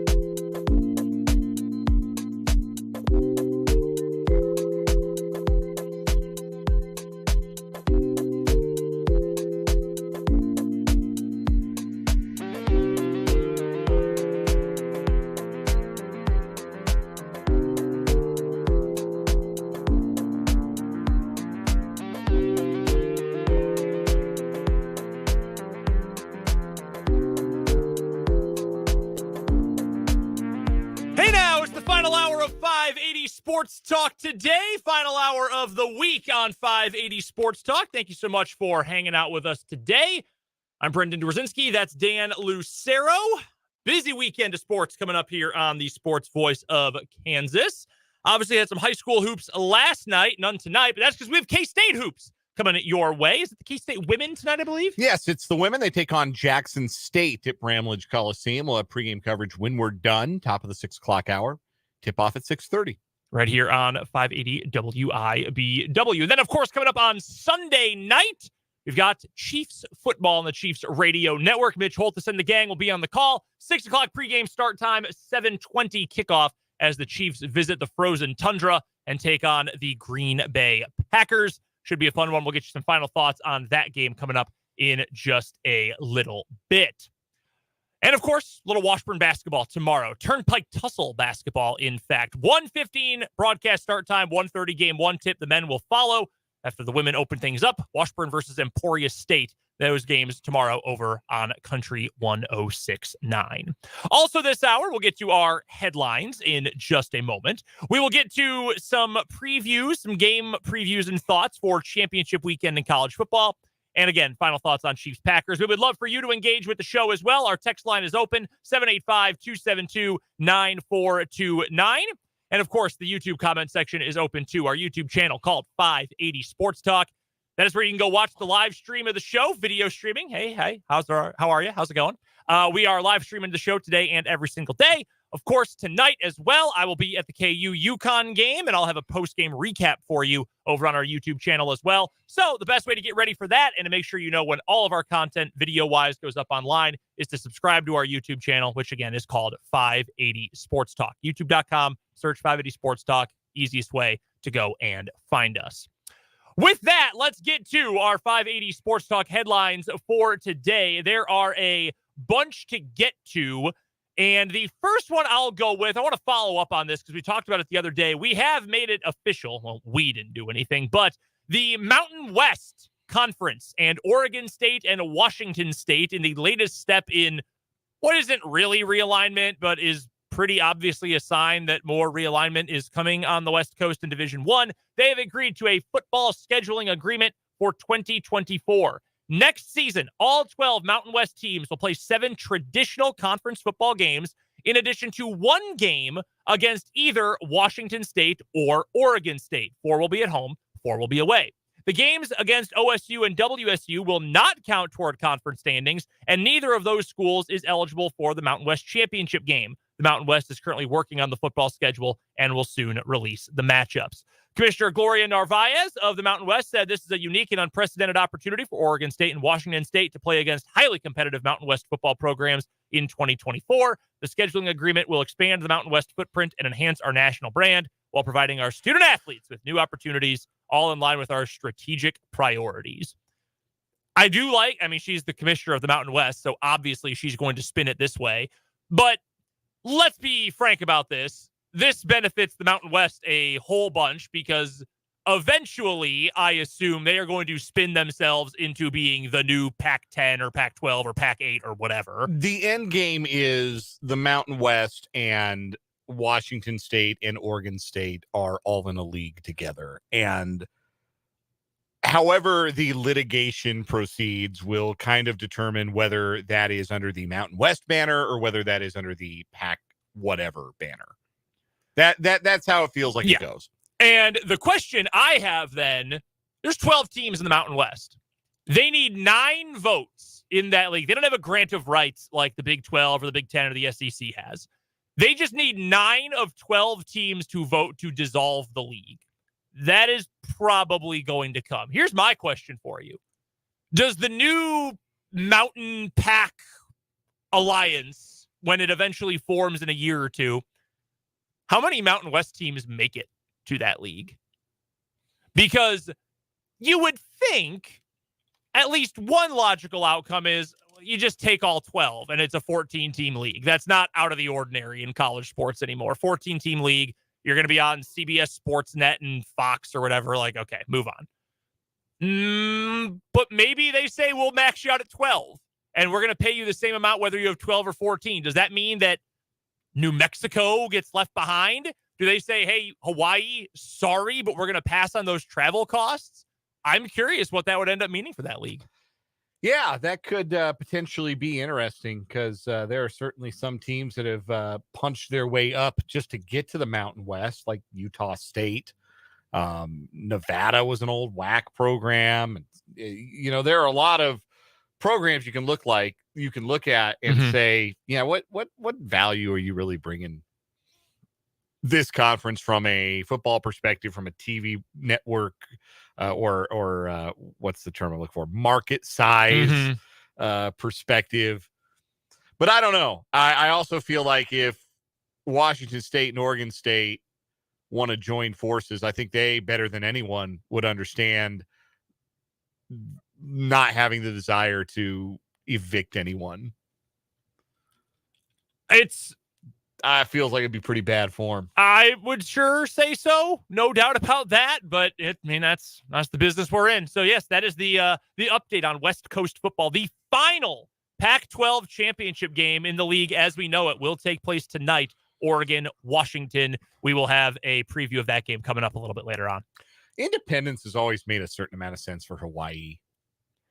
Yeah, I think it does. I think, you wonder how much can they make, TV-wise, because that's where the money comes from, because it's hard to get out there. And the benefit of a conference is you're forcing teams to have to go out there because it's tough. I mean, independently, you're not guaranteed an even slate of home and road games. And maybe...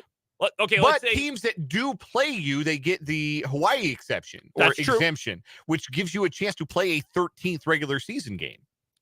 Which there's benefits to that, too. Yeah, there's some appeal to that. It makes me wonder, because I know this has been a thing in the past or in other sports, like if Hawaii goes independent. Like if Fresno State says, hey, yeah, we'll play, but you're going to have to cover some of our travel costs. At what point does that start to pile up and become untenable for Hawaii? It's an unfortunate situation. In a perfect world, all of these programs would get to exist and play. And I know there's geographic limitations specifically for Hawaii, but weird world we live in. But that's the latest on what will eventually be more realignment in the west of FBS football. First headline for me, something that we talked about yesterday. It was made official earlier today. Penn State has a new offensive coordinator, and he is former Kansas offensive coordinator Andy Kotelnicki. The university making it official with a press release today. Kotelnicki's statement reads, I would like to thank Coach Franklin and Dr. Kraft for this incredible opportunity to join Penn State football. It is a tremendous honor for me and my wife, Lindsay, to become part of a program with such a rich history of success and a tremendous family environment with an elite leader in Coach Franklin. I'm excited to get to work with the tremendous staff and student athletes we have at Penn State.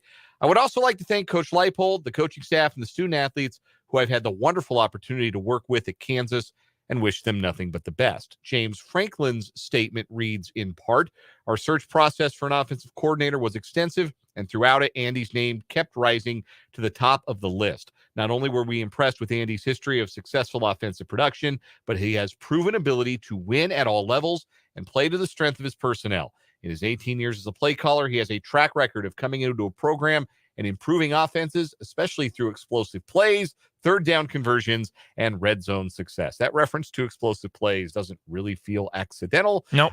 Because that is certainly something that has been lacking for Penn State football in recent years. A program source has told The Athletic that Kotelnicki has agreed to a 4-year contract in which his base and supplemental pay combined will start at $1.6 million for next season. That figure will increase to 1.7, 1.8, and then up to $2 million for the fourth and final season of that contract. That is one handsomely compensated offensive coordinator. I saw some KU fans say that they, and not a majority, I think a majority said, hey, I get it, it's business. But there was a clip that came up. In fact, Mello Dotson, KU's defensive back, starting cornerback, retweeted a video from last year when Kotelnicki got an extension on a new contract where he said, why would I want to go somewhere else when I've got everything I could want right here? And I know people said, I feel cheated by this or whatever. Look, man, that is the business. And you would love for coaches to not say that, but that's recruiting, man. Like that is what it is. And I have a hard time holding it against people. And that's a lot of money. Yeah. That is a lot of money for a coordinator. For reference, the highest paid coordinator in the country. Do you know who it is? Highest paid coordinator? As of this past season? Or this season that's finishing now? Offensive or defensive? Anyone. I'm sure it's like a screaming obvious answer that I'm just not coming up with. Wasn't Petrino, was it? No, it was not Bobby Petrino. No, Garrett Riley. Lincoln's okay. younger brother, Mhm. offensive coordinator at Clemson, $2.05 million. That's right. That's a lot of money for a college coordinator. Kotelnicki to be even in that stratosphere, in that zip code, that's a lot. Now, according to Michael Swain, who we had on Tuesday, we'll have him on next week as well, he said that KU did what it could, and KU made a more than fair offer, and Penn State essentially had a couple days to fire off, hey, this is what we're going to try. Like, this is our last offer, this is our counter, and it was enough. And man, that's the business, man. Yeah. It is what it is. And best of luck. I think KU's got a good contingency plan in place, but when you're getting paid $1.6 million, that changes a lot of things. And I get it. Yeah, I mean, you got a chance to be one of the highest paid offensive coordinators in the country. I think that's an opportunity you take. And if he has success at Penn State and they get the big game victories and score at the level that they are expected to score at or would be expected to score at, just given the level of, like, he's going to be working with a 5-star quarterback, Drew Aller. And I think both running backs, if they return next year, are 5-star guys. And that's kind of intriguing to see what that offense looks like with 5-star talent, with the level of talent you can get to Penn State that you just can't get to Kansas, that doesn't come to Kansas. And if he's able to continue to have success and help elevate the Penn State program, because they are on that tier that is solidly below the playoff contenders right now, if he can get him into that tier, then he will have his choice of head coaching jobs moving forward. And so if that's the long-term play, and by all accounts it is, then what Kotelnicki has done is makes perfect sense for him. We'll find out in less than 48 hours where KU is going for its bowl game. That will be the first FBS game Lance Leipold coaches without Andy Kotelnicki as his offensive coordinator. That's right. That's going to be a big deal. That is going to really mean something. And continuity has been huge for this team. We'll see how it is impacted come the bowl game in just a few weeks. But I can't feel bad. I mean, it's the business. That's what college football is. That's what the coaching carousel is. And I have a hard time holding it against someone. Next up on our 580 Sports Talk headlines for today. Did you see the other day who popped up as a potential name in the Indiana football coaching search? He did not get the job. That went to Kurt Signetti from James Madison instead. But did you see the former NFL coach, disgraced NFL coach, who came up as a possible discussion topic for Indiana? I did hear the groomers, yes. The groomers are back. That is Grumor. I did hear the groomers. Well, folks, he didn't get that job. And I'm not surprised. He hasn't coached in the college game in decades and decades, and I don't think he'd want to do that again. Can you imagine if John Gruden came back to the NFL? No, I literally cannot. Well, let me take you to a recent edition of the Raiders Insider podcast, hosted by a gentleman by the name, and I'm not kidding, this is his name, Hondo Carpenter. Shout out to Hondo. I don't know what Hondo's birth name is. Maybe it's Hondo. He's covered the Raiders for a long time. Award winner, part of all the different football writers associations, etc.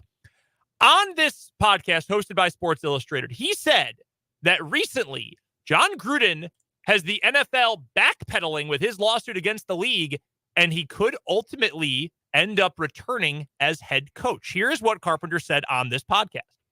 I am going to tell you there are a lot of people who feel that Mark Davis, owner of the Raiders, more than Tom Brady and Jim Gray, the person he trusts the most is John Gruden and would love to bring him back. I'm hearing from multiple people around the league that if John were willing to drop his lawsuit, they believe the NFL would give a passive nod to go back and rehire him.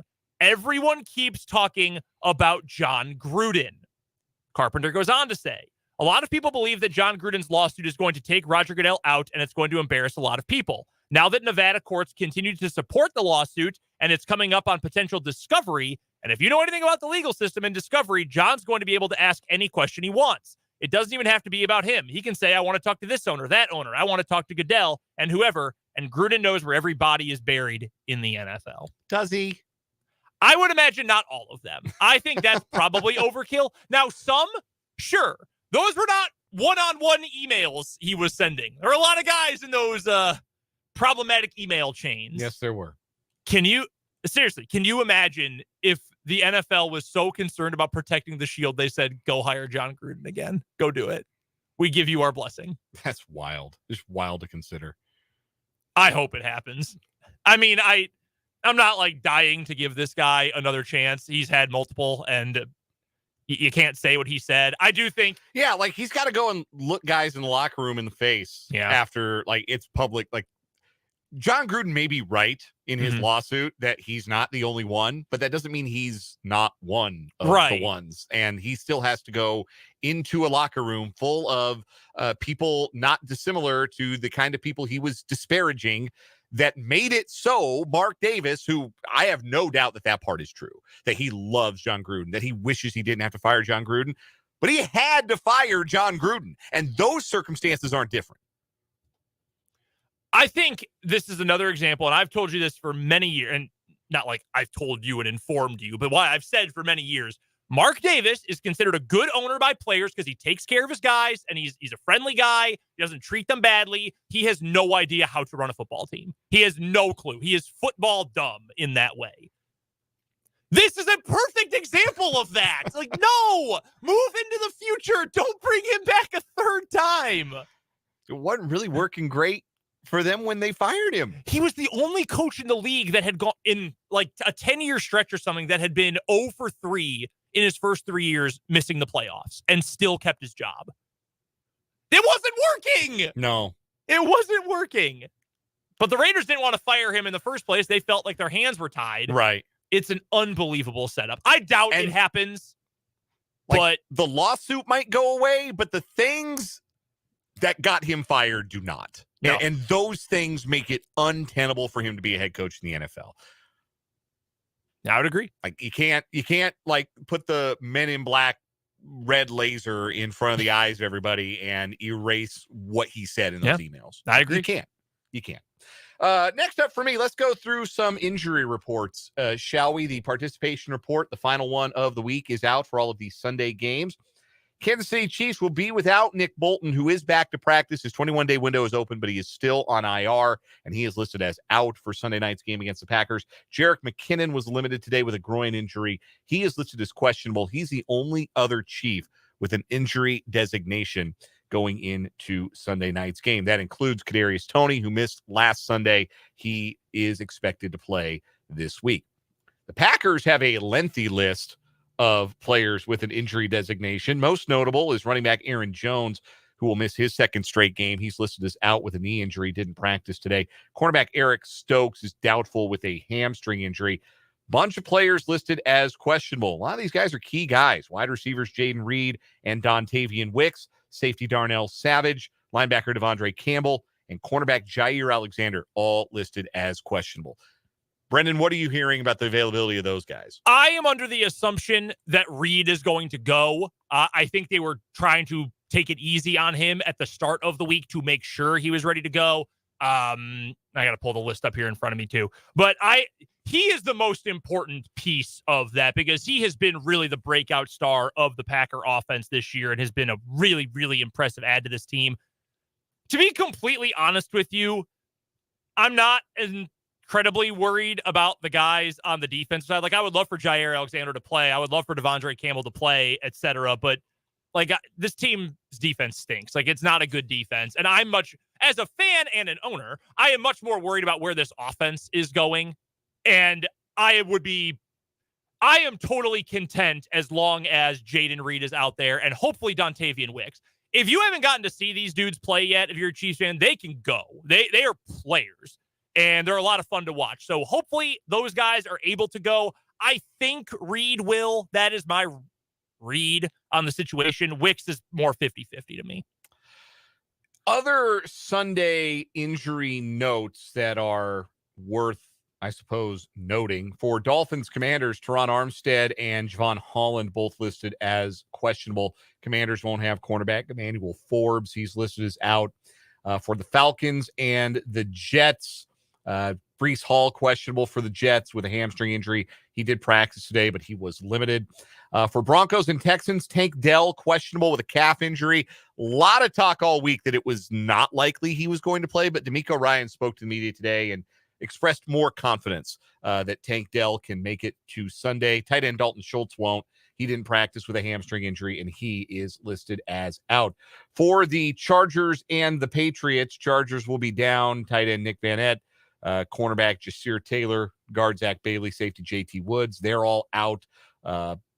Doesn't matter who's out for the Patriots. They're wretched. The Lions and the Saints. Yeah, there's nobody there with any fantasy importance. I'll try to give you the ones that might mean something. I know these are important fantasy football weeks. For the Lions, Alex Anzalone's doubtful with a hand injury. Didn't participate in practice. As they get ready to take on the Saints. The Saints will be without wide receiver Rashid Shaheed and running back Kendre Miller. Chris Olave is out of concussion protocol. He was limited today, listed as questionable for this one. So is defensive end Cameron Jordan. For the Cardinals and Steelers, wide receiver Michael Wilson is out. He is dealing with a shoulder injury. Tight end Trey McBride is questionable. Wide receiver Marquise Hollywood Brown is questionable as well. No injuries really to note for the Steelers. Colts will not have Jonathan Taylor. He had thumb surgery. He is out for a while. Also, former K-Stater Julius Brents is out with a quadricep injury for the Colts. Panthers and Buccaneers is such a disgusting game. No Hayden Hurst for the Panthers. He's in concussion protocol. Their other tight end, Tommy Tremble, has a hip injury and is doubtful. They're also without safety Von Bell. Buccaneers won't have Levante David. He's out with a groin. They won't have Devin White either. He's out with a foot injury. So big losses to the Buccaneer linebacker core. Again, what does it matter? They're playing the Panthers. 49ers are about as healthy as they've been all year. Eric Armstead's questionable for their big game against the Eagles. So are running back Jordan Mason and wide receiver Ray McLeod. Eagles don't have Zach Cunningham, their linebacker, out with a hamstring injury. Dallas Goedert back at practice with that broken forearm. Back on the injury list anyway. Listed as not participating in practice today, but there were reporters who said they saw him going through some workouts, and he is listed as doubtful for Sunday. We mentioned it earlier that the Browns will be without quarterback Dorian Thompson-Robinson. He hasn't cleared concussion protocol. So Joe Flacco will start at quarterback. He was signed to the Browns practice squad 3 weeks ago. He will start on Sunday on the road for the 7-4 Browns against the Los Angeles Rams. Browns will also be without cornerback Denzel Ward and wide receiver Marquise Goodwin as well. That's your relevant injury reporting for the upcoming Week 13 slate. I appreciate the contempt, the utter contempt for Bucs Panthers this week. I get it. That game is a stinkeroo, man. I feel bad for whatever TV markets have to be subjected to that one. I haven't even seen. I know. Yeah, I just opened up the 506. I'm curious now. Carolina, Tampa Bay is the late game in the Charlotte, Atlanta, Miami, and New Orleans markets. Also in DC and New York City. That's punishment for the politics of DC and NYC. I'm kidding. That is obviously a joke. Your local games, if you're curious, if you're within the sound of our voice, you get Denver, Houston early on CBS. And we're getting Miami, Washington instead of Detroit, New Orleans. I'm so mad. I saw this last night. The map of the whole, I guess because it's the Chiefs and they're worried about the Dolphins getting the top seed too, I guess. The whole map from Philadelphia west as far south as the Florida Panhandle, Michigan, all of that is all getting Detroit, New Orleans, which should at least be a somewhat interesting game. For some reason, though, the greater Chiefs Kingdom area is the only other part of the country getting Miami at Washington. Yeah, if you get the Kansas City or the Topeka Fox affiliate, wherever you may be, you are going to watch Miami at Washington. If you get the Wichita Fox affiliate, though, you will get a chance to see Detroit, New Orleans, which is objectively a more interesting game. The afternoon game, too, San Francisco, Philadelphia. Yeah, everybody, the whole country except for Cleveland and Los Angeles gets San Francisco, Philly because The other game on Fox late is Cleveland and the Rams. A couple quick college football notes before we get out of here for headlines today. Nevada fired their head coach, Ken Wilson. Nevada stinks. They're really, really bad. Their defense got a little bit better this year. Fun fact, every team that lost to Colorado State this year fired their coach. That's hilarious. They went 5-7, and every team they beat, even Utah Tech, fired their coach. Damn. Our pal Shahan Jayaraja from CBS Sports put this on Twitter today. Where did it go?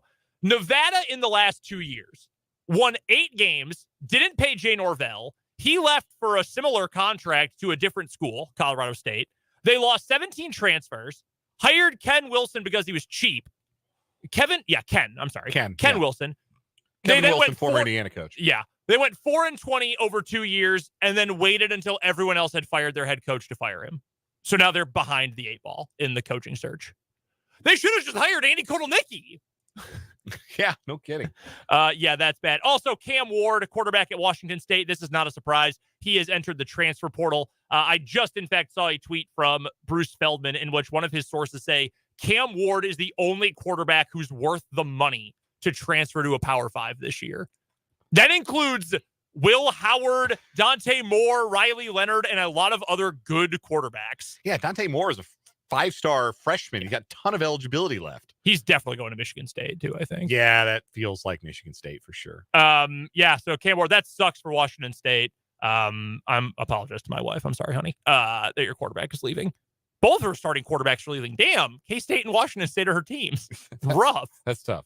Any other headlines for you? Nope, I think we can call it good. Let's get to a timeout. We'll come back. We'll look ahead to college football conference championship weekend next on 580 Sports Talk.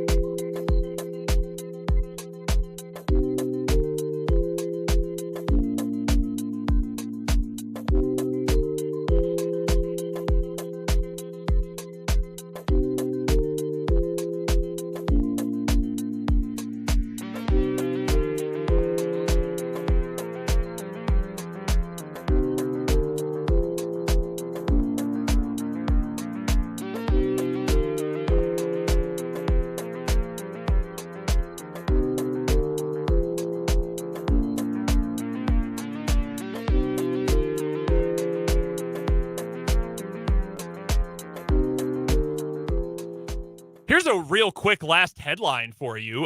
This is coming from SCCP News out of Brazil. Okay. Corinthians Stadium, the Neo Química Arena, was chosen by the NFL to host the first ever Brazilian NFL game. The contract has not been signed, but will become official soon. I had to translate this tweet. I don't speak Portuguese, so that's what the Google Translate's telling me. But if that happens, that'd be cool. There's a big NFL fan base in Brazil. That would be sick. I feel like Brazil's kind of the next logical frontier for the NFL to go global. I think that makes a good deal of sense for them. I think so too.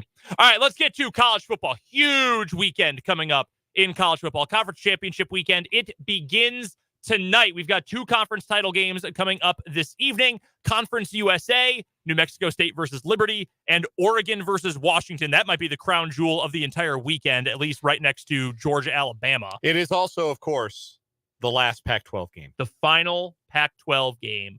All right, let's start with that one. Let's just dive right in.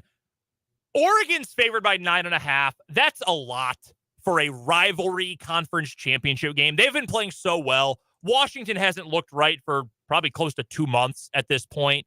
I like Washington a lot. I would love to see them win. I think it'd be super cool for Kalen DeBoer and Michael Penix and that insane wide receiver room to make it to the playoff, whoever they get matched up with. Oregon has just been playing so well, though. And I just have a hard time picking Washington the way they've been playing going into this game. Yeah, that's what it comes down to, right? Like, I watched a good chunk of both the Civil War and the Apple Cup. I know they don't call it the Civil War anymore. Oregon State, and the Apple Cup, Washington State. And the Washington State game, I saw Washington struggle to put away a Washington State team that really hadn't played good football for 2 months and need a trick play on a 4th and 1 conversion. Ballsy call, because you don't get it, you lose probably. And they pop a 4th and 1 trick play, and it hits big, and then they tried their best to turn the ball over in the final seconds and make the field goal harder before they finally kicked game-winning field goal. And then I saw the night before Oregon rip off Oregon State's arms and beat them with them for 60 minutes.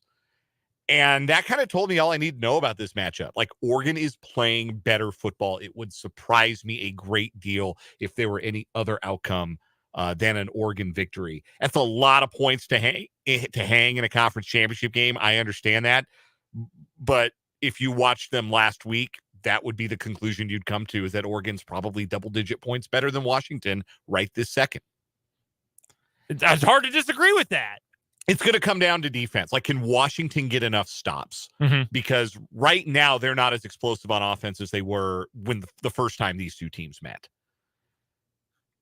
That's a good point. The other subplot to this game, by the way, Bo Nix trying to finish off a Heisman Trophy win, possibly. Yeah, this could be his closing argument in the Heisman race. And I have to believe that somewhere in the recesses of Dan Lanning's mind and the offensive staff at Oregon is the thought of, hey, let's make sure Bo comes out of this smelling like a rose. Yeah, I have a feeling. And funny enough, if they win, they probably end up in the semifinal that plays at the Rose Bowl this year. I think this game's going under 65.5, though. I'll say that. I think so, too. I am 100% with you. I think it's going to be not a defensive-heavy kind of game. Like, I'm not expecting 17-10, but I do think the defenses will be better than last time. I agree with you 100% on that.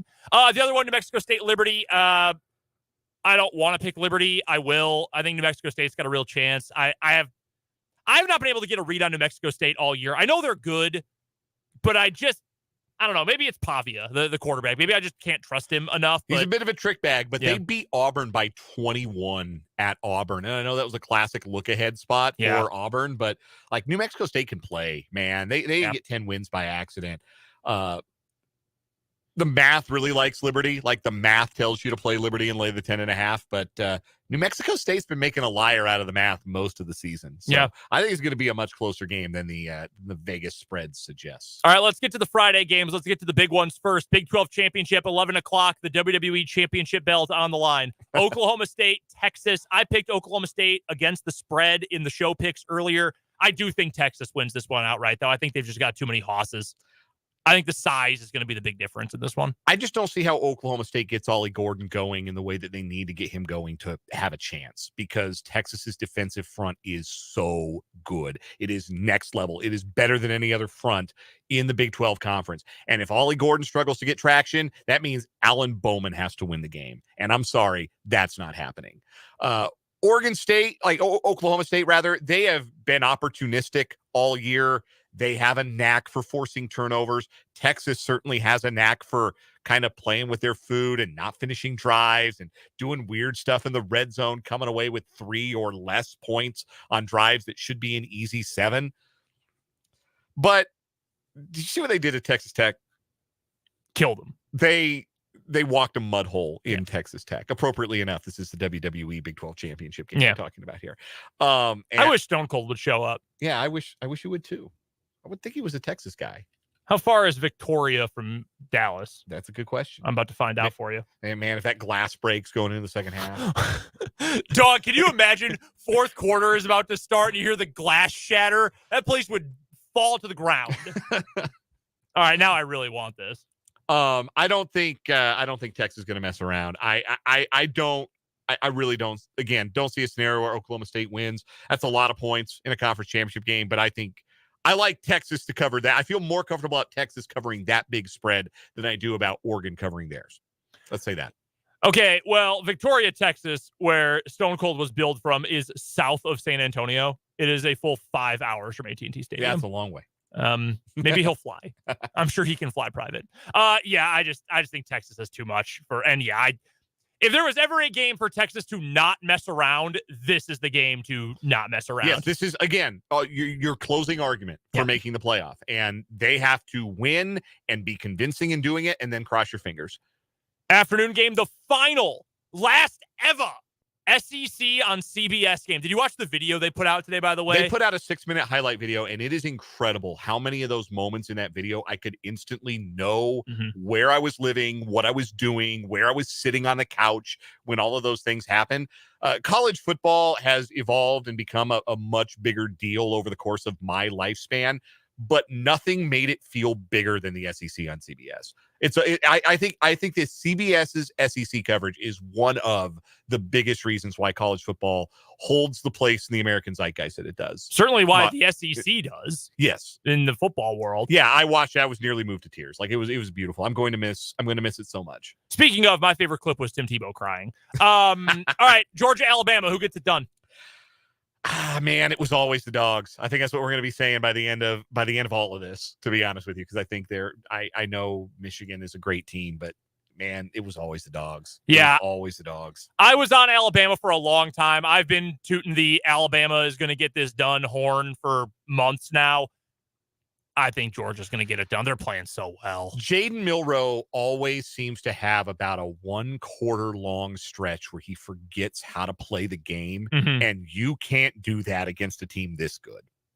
No, you really can't. Like I see him, like I think he's gotten a lot better. I said on a show last week or earlier this week, I think he will win the Heisman next year. Like if you made me pick a 2024 Heisman, Milroe's my guy. Like I really think he's improved a great deal, but he is still prone to the gaffe, prone to the mistake, and Georgia is ruthless if you make those mistakes. Big Ten championship game, not a lot to discuss here. It's just, does Michigan cover the spread? Michigan, Iowa. Will Iowa score a touchdown? Yeah. That's the intrigue here. Will Iowa score a touchdown in this game? Kirk Ferentz with that quote the other day, or wouldn't it be funny if we win, or whatever he said? It might be kind of funny. Like, I'm sure he knew Jim Harbaugh is going to do devilish, diabolical things to us in this game. And Iowa just doesn't have the dudes to compete with that. They also have an awful quarterback. We can talk about how bad Iowa's offense is in general. Deacon Hill is terrible. Also, Iowa's only played one good offense all year, and Penn State hung 31 on them. And like Penn State's offense, not known for being explosive. There's a reason they opened the checkbook for Andy Kotelnicki. Yeah. And they looked like the greatest show on turf against Iowa. So yeah, it's Michigan big. Yeah, I'm with you on that one. And then our final Power 5 game, Louisville, Florida State. Florida State wins. I think they have to be in. You have to put an undefeated Power 5 team in. They might be on their third quarterback, though. Tate Rodemeyer might not play in this game coming up tomorrow night because he is potentially dealing with a concussion. It's been kind of murky as to what exactly happened, considering he went back in the game last week and continued to play in Florida State's win over Florida. I think Louisville gets this done. Even with Rodemaker in there, I do think that Louisville is going to get this done. I love Jeff Brom. I think he is an awesome coach. Jack Plummer has had a great season at quarterback. I like the dudes Louisville has on both sides of the ball. I think it's a close game. I think they win by 3. I don't know, man. Florida State's got a lot of dudes too, and they may not be settled at quarterback, but whoever it is still going to get to throw to Keon Coleman and Johnny Wilson, and that's a big deal. And Jared Verse is rushing the quarterback either way. Yeah, and I think Florida State's going to ride their defense to an ACC championship. All right, let's get to the G5 games. We have one ranked G5 matchup, the American Athletic Conference title game, SMU versus Tulane. The Wave I don't know about this one because there's a lot of smoke out there, including a report out of Houston today that the Houston Cougars are going to hire Willie Fritz following this game this weekend to be their new head coach. I don't know how that's going to feel for Tulane if they know their guy's leaving. I know SMU's down there starting quarterback, but they've got an awesome defense. And Tulane's defense is pretty good too. But I could see SMU's defense being the difference in this one. It is a fascinating game. Yeah, I like the under, by the way, 47.5. I do too. Let's go to where do we want to go next? We'll go to the MAC championship next. Another ranked team, Toledo. They are taking on Miami, Ohio. I'm with the Rockets in this one. I know Jason Candle has struggled to win the big game. I like Jason Candle a lot as a head coach, though, so I'm going to take Toledo. Miami, Ohio lost their quarterback about a month ago. Haven't been quite the same team since, so they keep grinding out wins. Toledo, super explosive. Their only loss is to Illinois on a last-second field goal this year. Like, they have been rampant. I think they win and they cover the 7.5. Boise State, UNLV, we're on different sides of this one. I'm taking Boise State. I think they made a midseason firing and got better. They've got the Josh McDaniels effect going on in Boise right now. I checked Stats Perform to see their version of SP Plus to see how they would favor this game. The spread is 2.5. Stats Perform has Boise State as 2.5 points better than UNLV. Like, the Vegas is right on the number on that one. I think Boise State gets the win. UNLV's loss last week worried me. Yeah, that was probably not a game they should have lost, although San Jose State played a lot better football down the stretch, too. I think there's going to be a lot of points. In fact, the over-under has jumped since we were having a conversation about the over-under. It's jumped a point to 59.5. Oh! So, yeah, I'm moving markets. That's what I'm doing. Look at that. I'm an influencer out here. Dan Sharp Lucero. But, no, I like UNLV. I think they're going to be able to control the game on the ground, and I think they win. All right, last one. I'm with you on this one. Troy versus App State. I love App State as a program. Like, I think if you're a G5 fan, you should always want your team to just be them. A couple national games a year, almost always in a bowl game, always fighting for a conference title. Troy is the best team in that league, and I don't think it's really close between these two, so I'm taking Troy. Troy, big. Yeah, they're a machine. They are so well coached. That does it for our conference championship picks. Enjoy the college football this weekend. It's our last quote-unquote full weekend of college football for the year, so certainly enjoy it. Let's get to a quick break. We'll get your final thoughts on Packers-Chiefs next on 580 Sports Talk.